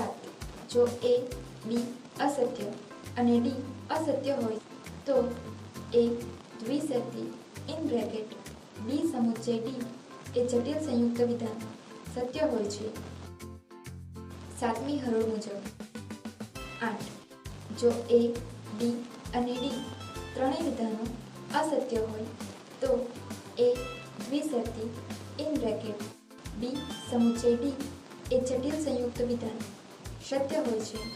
8મી હરોળ મુજબ આમ A દ્વિશરતી (B સમુચ્ચય D એ વિધાનમાં 3 સાદા વિધાનો હોવાથી આ સત્યતા કોષ્ટકમાં આદ્ય સ્તંભની સંખ્યા 3 છે અને 2 તાર્કિક કારકો દ્વિશરતી અને સમુચ્ચય હોવાથી ગૌણ સ્તંભની સંખ્યા 2 છે. આ રીતે કુલ 5 સ્તંભોની રચના થયેલી છે તેમજ આદ્ય સ્તંભો 3 હોવાથી હરોળની સંખ્યા 8 છે. આ સત્યતા કોષ્ટક દ્વારા A દ્વિશરતી (B સમુચ્ચય D એ જટિલ સંયુક્ત વિધાનના સત્યતા મૂલ્ય અંગેનું સંક્ષિપ્ત ચિતાર મળી રહે છે. વિધાન માટેના રૂપો અને તેમના સ્થાનાપત્તિ નિદર્શન. પ્રાતિક તર્કશાસ્ત્રની દ્રષ્ટિએ સાદા, સંયુક્ત અને જટિલ સંયુક્ત વિધાનોનો પરિચય મેળવ્યો. હવે આપણે વિધાન માટેના રૂપ અને તેના સ્થાનાપત્તિ નિદર્શન અંગે સમજૂતી મેળવીશું. 1. વિધાન માટેનું રૂપ. વિધાન માટેનું રૂપ એ પ્રતીકોની એવી ગોઠવણી છે કે જેમાં વિધાનો નહીં પણ વિધાનપરક પરિવર્તી કે વિધાનપરક પરિવર્તીઓ અને તાર્કિક કારકો આવેલા હોય છે. આ પરિવર્તી કે પરિવર્તીઓને સ્થાને એકના એક પરિવર્તીને સ્થાને એકનું એક જ વિધાન આવે એ રીતે વિવિધ વિધાનો મૂકવામાં આવે તો એને પરિણામે એક વિધાન મળે છે. દાખલા તરીકે P × P સમુચ્ચય Q નિષેધ P શરતી (Q વિકલ્પન R. વિધાન માટેના રૂપની વ્યાખ્યા પરથી નીચેના મુદ્દાઓ સ્પષ્ટ થાય છે. 1. વિધાન માટેના રૂપની રજૂઆતમાં વિધાનપરક પરિવર્તી કે પરિવર્તીઓ અને તાર્કિક કારકો હોય છે. 2. વિધાન માટેનું રૂપ એ વિધાન નથી અને તેથી એ ક્યારેય સત્ય કે અસત્ય હોતું નથી. 3. વિધાન માટેનું રૂપ એ જેની અંદર વિધાનો ગોઠવી શકાય એવું એક માળખું છે. 4. વિધાન માટેના રૂપ માળખામાં જ્યારે વિધાનો ગોઠવવામાં આવે છે ત્યારે જ આપણને વિધાન મળે છે અને આ રીતે મળેલું વિધાન બીજા કોઈપણ વિધાનની જેમ અનિવાર્ય રીતે સત્ય કે અસત્ય હોય છે. 2. વિધાન માટેના રૂપનું સ્થાનાપત્તિ નિદર્શન. વિધાન માટેના કોઈપણ રૂપમાંથી મેળવવામાં આવેલા વિધાનને વિધાન માટેના એ રૂપનું સ્થાનાપત્તિ નિદર્શન કહે છે. વિધાન માટેના કોઈપણ રૂપનું સ્થાનાપત્તિ નિદર્શન મેળવતી વખતે તે રૂપમાં આવતા વિવિધ વિધાનપરક પરિવર્તીઓને સ્થાને ગમે તે વિધાનો મૂકી શકાય છે. જો કે એકના એક પરિવર્તીને સ્થાને તો એકનું એક જ વિધાન મૂકી શકાય. આના પરથી એ સ્પષ્ટ થવું ઘટે છે કે વિધાન માટેના કોઈપણ એક રૂપના સ્થાનાપત્તિ નિદર્શનો અનેક હોય છે. દાખલા તરીકે નીચેના તમામ વિધાનો P સમુચ્ચય Q એ એક જ રૂપના સ્થાનાપત્તિ નિદર્શનો છે. વિધાન પ્રાતિક રજૂઆત. 1. સૂર્ય ગરમ છે અને ચંદ્ર શીતળ છે, જેની પ્રાતિક રજૂઆત M સમુચ્ચય P. 2. ટેબલ મોટું હોય છે અને સ્ટૂલ નાનું હોય છે, જેની પ્રાતિક રજૂઆત J સમુચ્ચય K. 3. સ્કૂટર મશીનથી ચાલે છે અને સાયકલ પગથી ચાલે છે, જેની પ્રાતિક રજૂઆત એ સમુચ્ચય બી. 4. દરિયો ઊંડો હોય છે અને આકાશ ઊંચું હોય છે, જેની પ્રાતિક રજૂઆત એસ સમુચ્ચય ટી. 5. શેઠ વ્યવહારુ છે અને શેઠાણી પ્રેમાળ છે, જેની પ્રાતિક રજૂઆત પી સમુચ્ચય ક્યુ. વિધાન માટેના કોઈપણ રૂપમાં આવતા વિવિધ વિધાનપરક પરિવર્તીઓને સ્થાને વિવિધ વિધાનો મૂકવાથી આપણને વિધાન માટેના રૂપના સ્થાનાપત્તિ નિદર્શનો મળે છે. વિધાન માટેના રૂપમાંથી એના સ્થાનાપત્તિ નિદર્શન રૂપ વિધાન મેળવતી વખતે 3 નિયમોનું પાલન કરવું આવશ્યક છે. 1. વિધાન માટેના રૂપમાં પ્રત્યેક વિધાનપરક પરિવર્તન સ્થાને કોઈપણ સાદું, સંયુક્ત કે જટિલ સંયુક્ત વિધાન મૂકવામાં આવે છે. 2. વિધાન માટેના રૂપમાં એકનું એક વિધાનપરક પરિવર્તી જેટલી વાર આવે તેટલી વાર તેને સ્થાને એકનું એક જ વિધાન એટલે કે સાદું, સંયુક્ત કે જટિલ સંયુક્ત જે વિધાન પ્રથમ વાર મૂક્યું હોય તે જ વિધાન મૂકવામાં આવે છે. 3. વિધાન માટેના રૂપમાં આવતા તાર્કિક કારકમાં કોઈ ફેરફાર કરવો નહીં, એટલે કે વિધાન માટેના રૂપમાં જે તાર્કિક કારકો જે ક્રમમાં ગોઠવાયેલા હોય એના એ જ તાર્કિક કારકોને એના એ જ ક્રમમાં સ્થાનાપત્તિ નિદર્શનમાં ગોઠવવા. વિધાન માટેના રૂપો 1. પી. 2. પી સમુચ્ચય ક્યુ. 3. પી સમુચ્ચય નિષેધ ક્યુ. 4. પી વિકલ્પન જી સમુચ્ચય પી. વિધાન માટેના રૂપોના સ્થાનાપત્તિ નિદર્શનો 1. બી. 2. એ સમુચ્ચય બી. 3. બી સમુચ્ચય નિષેધ ડી. 4. ઇન બ્રેકેટ જે વિકલ્પન કે સમુચ્ચય જે. 5. નિષેધ પી સમુચ્ચય ઇન બ્રેકેટ ક્યુ શરતી આર. 6. એ સમુચ્ચય નિષેધ ઇન બ્રેકેટ આર દ્વિશરતી એસ. 7. ઇન બ્રેકેટ નિષેધ એ વિકલ્પન બી સમુચ્ચય નિષેધ એ. 8. ઇન બ્રેકેટ પી શરતી ક્યુ સમુચ્ચય ઇન બ્રેકેટ આર શરતી એસ. 9. બી વિકલ્પન નિષેધ ડી સમુચ્ચય ઇન બ્રેકેટ નિષેધ એ શરતી નિષેધ ઈ. 10. ઇન બ્રેકેટ નિષેધ પી સમુચ્ચય આર વિકલ્પન ઇન બ્રેકેટ એસ શરતી ટી સમુચ્ચય ઇન બ્રેકેટ નિષેધ પી સમુચ્ચય આર. વિધાન માટેના ઉપર આપેલા રૂપો અને એમના સ્થાનાપત્તિ નિદર્શનો અંગે નીચેના મુદ્દાઓ નોંધપાત્ર છે. 1. વિધાન નંબર 1 થી 10 સુધીના કોઈપણ વિધાનને વિધાન માટેના રૂપ પી માંથી મેળવી શકાય છે, કારણ કે પીને સ્થાને સાદું વિધાન, સંયુક્ત વિધાન કે જટિલ સંયુક્ત વિધાન ગમે તે એક વિધાન મૂકી શકાય છે. આમ આ 10 વિધાનોમાંનું પ્રત્યેક વિધાન પીનું સ્થાનાપત્તિ નિદર્શન છે. 2. વિધાન નંબર 2 થી 10 સુધીના કોઈપણ વિધાનને પી સમુચ્ચય ક્યુ એ રૂપમાંથી મેળવી શકાય છે, કારણ કે આ બધા વિધાનોમાં સર્વોપરી કારક સમુચ્ચય જ છે. આ સર્વોપરી કારકની ડાબી બાજુએ આવેલું વિધાનને પીને સ્થાને અને જમણી બાજુએ આવેલું વિધાનને ક્યુને સ્થાને પી સમુચ્ચય ક્યુમાં આવતા તાર્કિક અચલ સમુચ્ચયમાં બિલકુલ ફેરફાર કર્યા વગર આ 2 થી 10 સુધીના વિધાનો પી સમુચ્ચય ક્યુ એ રૂપમાંથી મેળવી શકાય છે.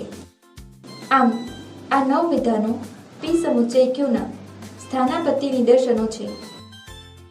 વિધાન બી પી સમુચ્ચય ક્યુનું સ્થાનાપત્તિ નિદર્શન નથી, કારણ કે તેમાં સમુચ્ચયનો ઉપયોગ થયેલો નથી. 3. વિધાન નંબર 3, 6 અને 9 એ પી સમુચ્ચય નિષેધ ક્યુના સ્થાનાપત્તિ નિદર્શનો છે. બાકીના 7 વિધાનોમાં પી સમુચ્ચય નિષેધ ક્યુ જે રૂપમાં છે તે રીતે સમુચ્ચયની જમણી બાજુએ નિષેધનો ઉપયોગ થયેલો નથી. એથી એમને પી સમુચ્ચય નિષેધ ક્યુમાંથી મેળવી શકાય નહીં. વિધાન 7માં સમુચ્ચયની જમણી બાજુએ જે નિષેધ આવે છે તે રૂપમાં 3ના તાર્કિક અચલ તરીકે નથી આવતું, પણ રૂપ 4માં 2 વાર પી આવે છે અને એના સ્થાનાપત્તિ નિદર્શન રૂપ વિધાન 7માં પીને સ્થાને નિષેધ એ મૂકેલું છે, તેથી આવે છે. 4. વિધાન નંબર 4, 7 અને 10 એ પી વિકલ્પન ક્યુ સમુચ્ચય પીના સ્થાનાપત્તિ નિદર્શનો છે. બાકીના 7 વિધાન સમુચ્ચયની ડાબી બાજુએ આ રૂપમાં છે એવો કૌંસબદ્ધ વિકલ્પ નથી. એથી આ વિધાનો વિધાન માટેના આ રૂપના સ્થાનાપત્તિ નિદર્શનો નથી. વિધાન માટેના કોઈપણ એક રૂપના સ્થાનાપત્તિ નિદર્શનો અનેક હોય છે. અહીં વિશેષમાં એ પણ સ્પષ્ટ થાય છે કે એકનું એક વિધાન માટેના એકથી વધારે રૂપનું સ્થાનાપત્તિ નિદર્શન હોય છે. 3. વિધાન માટેના રૂપના પ્રકારો. વિધાન માટેના રૂપો 3 પ્રકારના છે. 1. વિધાન માટેનું તદેવાર્થક રૂપ. 2. વિધાન માટેનું સ્વવ્યાઘાતી રૂપ. 3. વિધાન માટેનું પરાયત્ત રૂપ. 1. વિધાન માટેનું તદેવાર્થક રૂપ. વિધાન માટેના જે રૂપના તમામ સ્થાનાપત્તિ નિદર્શનો હંમેશા સત્ય જ હોય તે રૂપને વિધાન માટેનું તદેવાર્થક રૂપ કહે છે. દાખલા તરીકે પી વિકલ્પન નિષેધ પી. પી વિકલ્પન નિષેધ પી વિધાન માટેનું આ રૂપ વૈકલ્પિક વિધાન માટેનું રૂપ છે અને તેમાં પી એ એક જ વિધાનપરક પરિવર્તી છે. આ વિધાનપરક પરિવર્તીને સ્થાને અમુક વિધાન મૂકવાથી આપણને વિધાન માટેના આ રૂપના સ્થાનાપત્તિ નિદર્શન રૂપ જે વિધાન મળે તે વૈકલ્પિક વિધાન હશે. આ વૈકલ્પિક વિધાનના એક વિકલ્પ તરીકે પીને સ્થાને મૂકવામાં આવેલું વિધાન અમુક એક સાદું કે સંયુક્ત હશે અને બીજા વિકલ્પ તરીકે એ જ વિધાનનો એટલે કે પહેલા વિકલ્પનો નિષેધ હશે. હવે જો પીને સ્થાને સત્ય વિધાન મૂકવામાં આવ્યું હશે તો આ વિકલ્પન વિધાનનો પહેલો વિકલ્પ સત્ય હશે અને જો પીને સ્થાને અસત્ય વિધાન મૂકવામાં આવ્યું હશે તો નિષેધના સત્યતા મૂલ્યના નિયમને અનુસરીને આ વૈકલ્પિક વિધાનનો બીજો વિકલ્પ સત્ય ઠરશે. આમ પીને સ્થાને સત્ય કે અસત્ય કોઈપણ વિધાન મૂકવામાં આવે તો વિકલ્પન વિધાનનો એક વિકલ્પ તો સત્ય ઠરશે અને જો કોઈપણ એક વિકલ્પ સત્ય હોય તો વિકલ્પનના સત્યતા મૂલ્યના નિયમને અનુસરીને આખું વૈકલ્પિક વિધાન હંમેશા સત્ય ઠરે છે. આમ પી વિકલ્પન નિષેધ પી એ વિધાન માટેનું એવું રૂપ છે કે તેના સ્થાનાપત્તિ નિદર્શન રૂપ કોઈ વૈકલ્પિક હંમેશા સત્ય હોય. આનો અર્થ એ કે પી વિકલ્પન નિષેધ પી એ વિધાન માટેનું તદેવાર્થક રૂપ છે. પી વિકલ્પન નિષેધ પી એ વિધાન માટેના તદેવાર્થક રૂપના સ્થાનાપત્તિ નિદર્શન રૂપ વિધાનો ભૂતકાળ, વર્તમાનકાળ કે ભવિષ્યકાળને લગતા તેમજ વિવિધ પ્રકારના વિષયોને લગતા હોઈ શકે છે, પણ તેમનું સત્યતા મૂલ્ય હંમેશા સત્ય જ રહે છે. એ મુદ્દાની સ્પષ્ટતા માટે નીચે આપેલ કોષ્ટક જુઓ. પી વિકલ્પન નિષેધ પી ના સ્થાનાપત્તિ નિદર્શનો અને તેમના સત્યતા મૂલ્યો. ક્રમ પી વિકલ્પન નિષેધ પી ના સ્થાનાપત્તિ નિદર્શનો, પ્રાતિક રજૂઆત અને સત્યતા મૂલ્યો. 1. કાં તો રવિન્દ્રનાથ ટાગોર સાહિત્યકાર હતા એટલે કે સત્ય, અથવા રવિન્દ્રનાથ ટાગોર સાહિત્યકાર ન હતા એટલે કે અસત્ય, જેની પ્રાતિક રજૂઆત આર વિકલ્પન નિષેધ આર તથા સત્યતા મૂલ્ય સત્ય છે. 2. કાં તો મહાત્મા ગાંધી બંગાળી છે એટલે કે અસત્ય, અથવા મહાત્મા ગાંધી બંગાળી નથી એટલે કે સત્ય, જેની પ્રાતિક રજૂઆત એમ વિકલ્પન નિષેધ એમ તથા સત્યતા મૂલ્ય સત્ય છે. 3. કાં તો પ્રથમા એચસીમાં પાસ થશે અથવા પ્રથમા એચસીમાં પાસ થશે નહીં, જો પહેલો વિકલ્પ સત્ય તો બીજો અસત્ય, અને જો પહેલો વિકલ્પ અસત્ય તો બીજો સત્ય, જેની પ્રાતિક રજૂઆત ડી વિકલ્પન નિષેધ ડી તથા સત્યતા મૂલ્ય સત્ય છે. 4. કાં તો જો ગરમી આપવામાં આવશે તો પદાર્થ ફૂલશે એટલે કે સત્ય, અથવા એ ખરું નથી કે જો ગરમી આપવામાં આવશે તો પદાર્થ ફૂલશે એટલે કે અસત્ય, જેની પ્રાતિક રજૂઆત જી શરતી એચ વિકલ્પન નિષેધ જી શરતી એચ તથા તેનું સત્યતા મૂલ્ય સત્ય છે. 5. કાં તો સ્વામી વિવેકાનંદ અમેરિકન છે અને સોક્રેટિસ ભારતીય છે એટલે કે અસત્ય, અથવા સ્વામી વિવેકાનંદ અમેરિકન છે અને સોક્રેટિસ ભારતીય છે એ ખરું નથી એટલે કે સત્ય, જેની પ્રાતિક રજૂઆત એ સમુચ્ચય બી વિકલ્પન નિષેધ એ સમુચ્ચય બી તથા તેનું સત્યતા મૂલ્ય સત્ય છે. 2. વિધાન માટેનું સ્વવ્યાઘાતી રૂપ. વિધાન માટેના જે રૂપના તમામ સ્થાનાપત્તિ નિદર્શનો હંમેશા અસત્ય હોય તે રૂપને વિધાન માટેનું સ્વવ્યાઘાતી રૂપ કહે છે. દાખલા તરીકે પી સમુચ્ચય નિષેધ પી. પી સમુચ્ચય નિષેધ પી વિધાન માટેનું આ રૂપ સામુચ્ચયિક વિધાન માટેનું રૂપ છે અને તેમાં એક જ વિધાનપરક પરિવર્તે છે. આ વિધાનપરક પરિવર્તનને સ્થાને અમુક વિધાન મૂકવાથી આપણને વિધાન માટેના આ રૂપના સ્થાનાપત્તિ નિદર્શન રૂપ જે વિધાન મળે તે સામુચ્ચયિક વિધાન હશે. આ સામુચ્ચયિક વિધાનમાં એક સામુચ્ચિત તરીકે પીને સ્થાને મૂકવામાં આવેલું વિધાન અમુક એક સાદું કે સંયુક્ત વિધાન હશે અને બીજા સામુચ્ચિત તરીકે એ જ વિધાનનો એટલે કે પહેલા સમુચ્ચિતનો નિષેધ હશે. હવે જો પીને સ્થાને સત્ય વિધાન મૂકવામાં આવ્યું હશે તો આ સામુચ્ચયિક વિધાનનું પહેલું સમુચ્ચિત સત્ય હશે, પરંતુ બીજું સમુચ્ચિત એટલે કે પહેલા સમુચ્ચિતનો નિષેધના સત્યતા મૂલ્યના નિયમને અનુસરીને અસત્ય ઠરશે.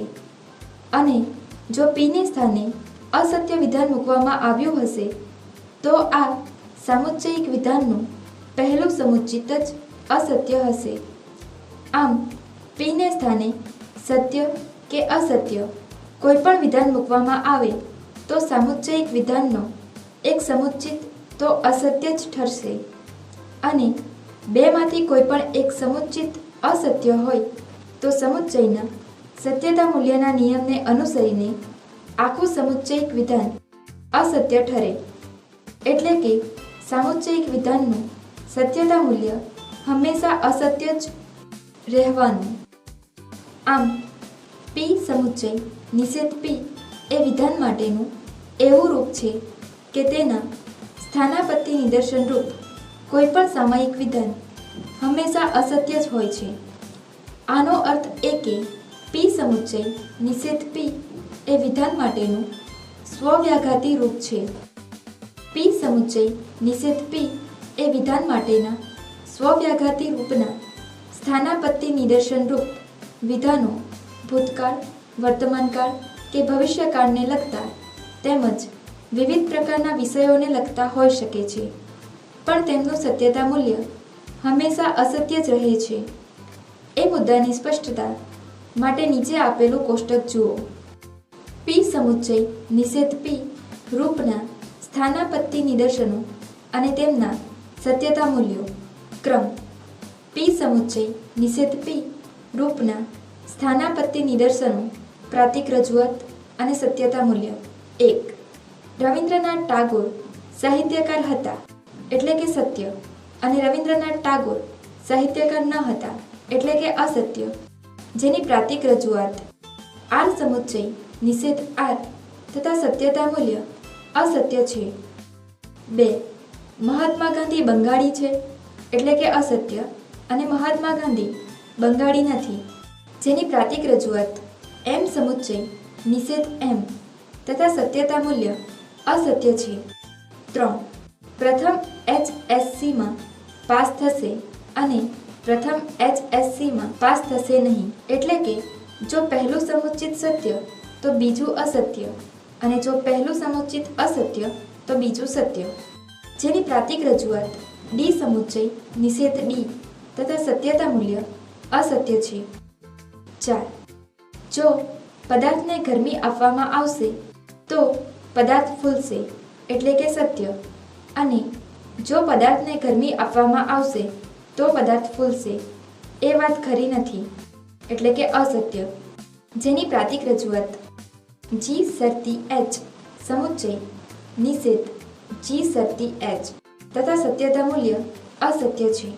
5. સ્વામી વિવેકાનંદ અમેરિકન છે અને સોક્રેટિસ ભારતીય છે, એટલે કે અસત્ય, અને સ્વામી વિવેકાનંદ અમેરિકન છે અને સોક્રેટિસ અસત્ય ભારતીય છે એ ખરું નથી, સત્ય. જેની પ્રાતિક રજૂઆત એ સમુચ્ચય બી સમુચ્ચય નિષેધ એ સમુચ્ચય બી તથા તેનું સત્યતા મૂલ્ય અસત્ય છે. 3. વિધાન માટેનું પરાયત્ત રૂપ. વિધાન માટેના જે રૂપના કેટલાક સ્થાનાપત્તિ નિદર્શનો સત્ય હોય અને કેટલાક સ્થાનાપત્તિ નિદર્શનો અસત્ય હોય તે રૂપને વિધાન માટેનું પરાયત્ત રૂપ કહે છે. દાખલા તરીકે પી શરતી ક્યુ.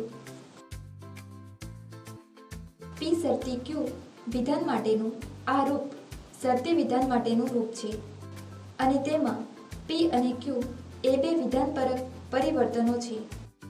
આ વિધાનપરક પરિવર્તીઓને સ્થાને અમુક વિધાનો, એટલે કે પીને સ્થાને અમુક એક વિધાન અને ક્યુને સ્થાને અમુક બીજું એક વિધાન મૂકવાથી આપણને વિધાન માટેના આ રૂપના સ્થાનાપત્તિ નિદર્શન રૂપ જે વિધાન મળે તે શરતી વિધાન હશે. આ શરતી વિધાનમાં પૂર્વાંક તરીકે પીને સ્થાને મૂકવામાં આવેલું વિધાન અમુક એક સાદું કે સંયુક્ત વિધાન હશે, અને ઉત્તરાંક તરીકે ક્યુને સ્થાને મૂકવામાં આવેલું વિધાન બીજું સાદું કે સંયુક્ત વિધાન હશે. શરતી વિધાનના સત્યતા મૂલ્યના નિયમોને ધ્યાનમાં લેતા એ સ્પષ્ટ થાય છે કે 1. જો પી અને ક્યુ બંનેને સ્થાને સત્ય વિધાનો મૂકવામાં આવશે તો શરતી વિધાન સત્ય ઠરશે. 2. જો પીને સ્થાને સત્ય અને ક્યુને સ્થાને અસત્ય વિધાન મૂકવામાં આવશે તો શરતી વિધાન અસત્ય ઠરશે. 3. જો પીને સ્થાને અસત્ય અને ક્યુને સ્થાને સત્ય વિધાન મૂકવામાં આવશે તો શરતી વિધાન સત્ય ઠરશે. 4. જો પી અને ક્યુ બંનેને સ્થાને અસત્ય વિધાનો મૂકવામાં આવશે તો શરતી વિધાન સત્ય ઠરશે. આમ પી શરતી ક્યુ એ વિધાન માટેના રૂપના સ્થાનાપત્તિ નિદર્શન રૂપ શરતી વિધાનોમાંના કેટલાક સ્થાનાપત્તિ નિદર્શનો સત્ય અને કેટલાક સ્થાનાપત્તિ નિદર્શનો અસત્ય હોય છે. આનો અર્થ એ કે પી શરતી ક્યુ એ વિધાન માટેનું રૂપ પરાયત્ત છે.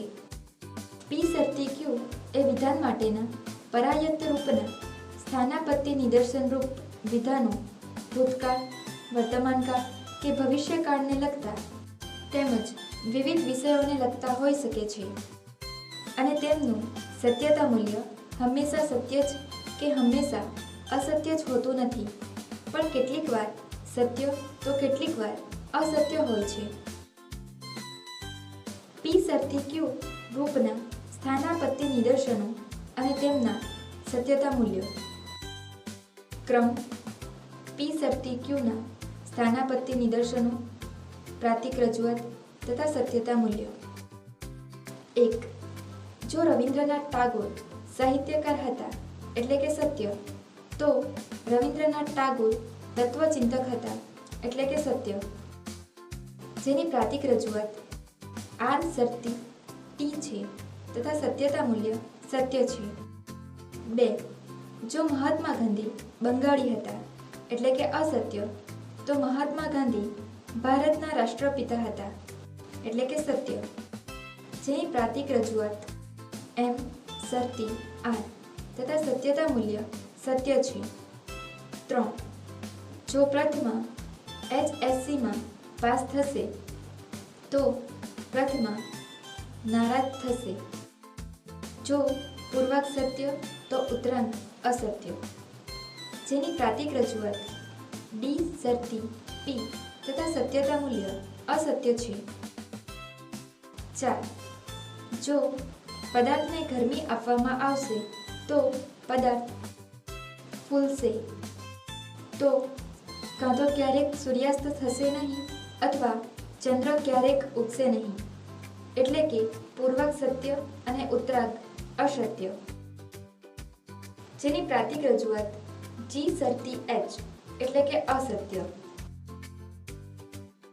નિષેધ S વિકલ્પન નિષેધ M. 5. જો સ્વામી વિવેકાનંદ અમેરિકન છે અને સોક્રેટિસ ભારતીય છે એટલે કે અસત્ય.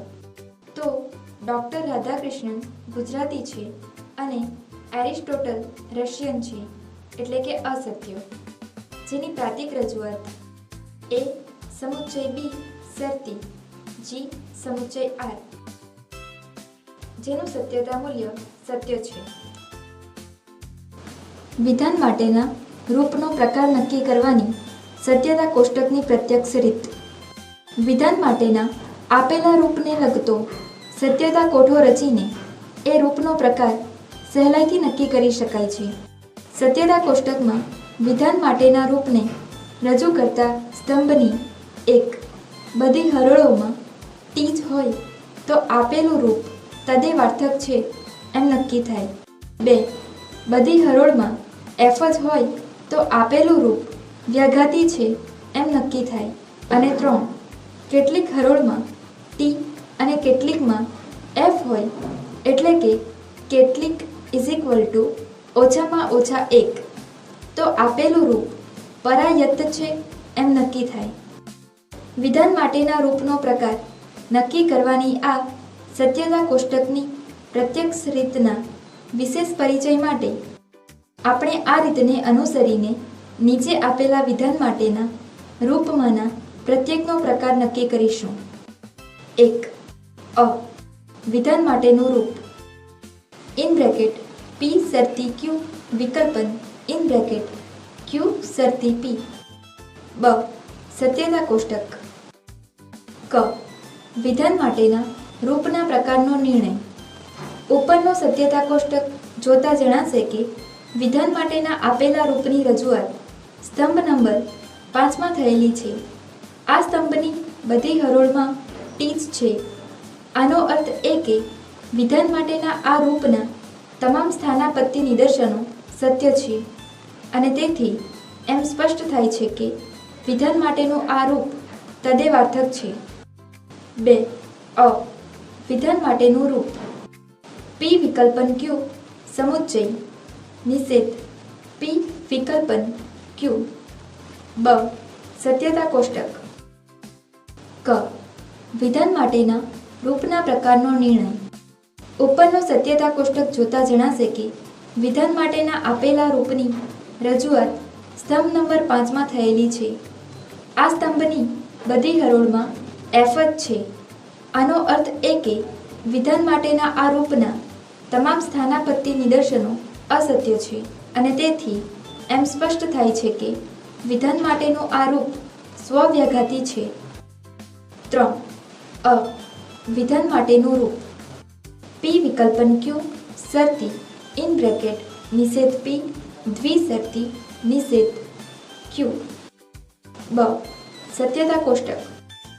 ક વિધાન માટેના રૂપનો પ્રકારનો નિર્ણય. ઉપરનો સત્યતા કોષ્ટક જોતા જણાશે કે વિધાન માટેના આપેલા રૂપની રજૂઆત સ્તંભ નંબર 7માં થયેલી છે. આ સ્તંભની બધી હરોળો જોતા એ સ્પષ્ટ થશે કે તેમાં પહેલી હરોળ અને ચોથી હરોળમાં T છે અને બીજી હરોળમાં F છે. આનો અર્થ એ કે વિધાન માટેના આ રૂપના કેટલાક સ્થાનાપત્તિ નિદર્શનો સત્ય છે જ્યારે કેટલાક સ્થાનાપત્તિ નિદર્શનો અસત્ય છે અને તેથી એમ સ્પષ્ટ થાય છે કે વિધાન માટેનું આ રૂપ પરાયત્ત છે.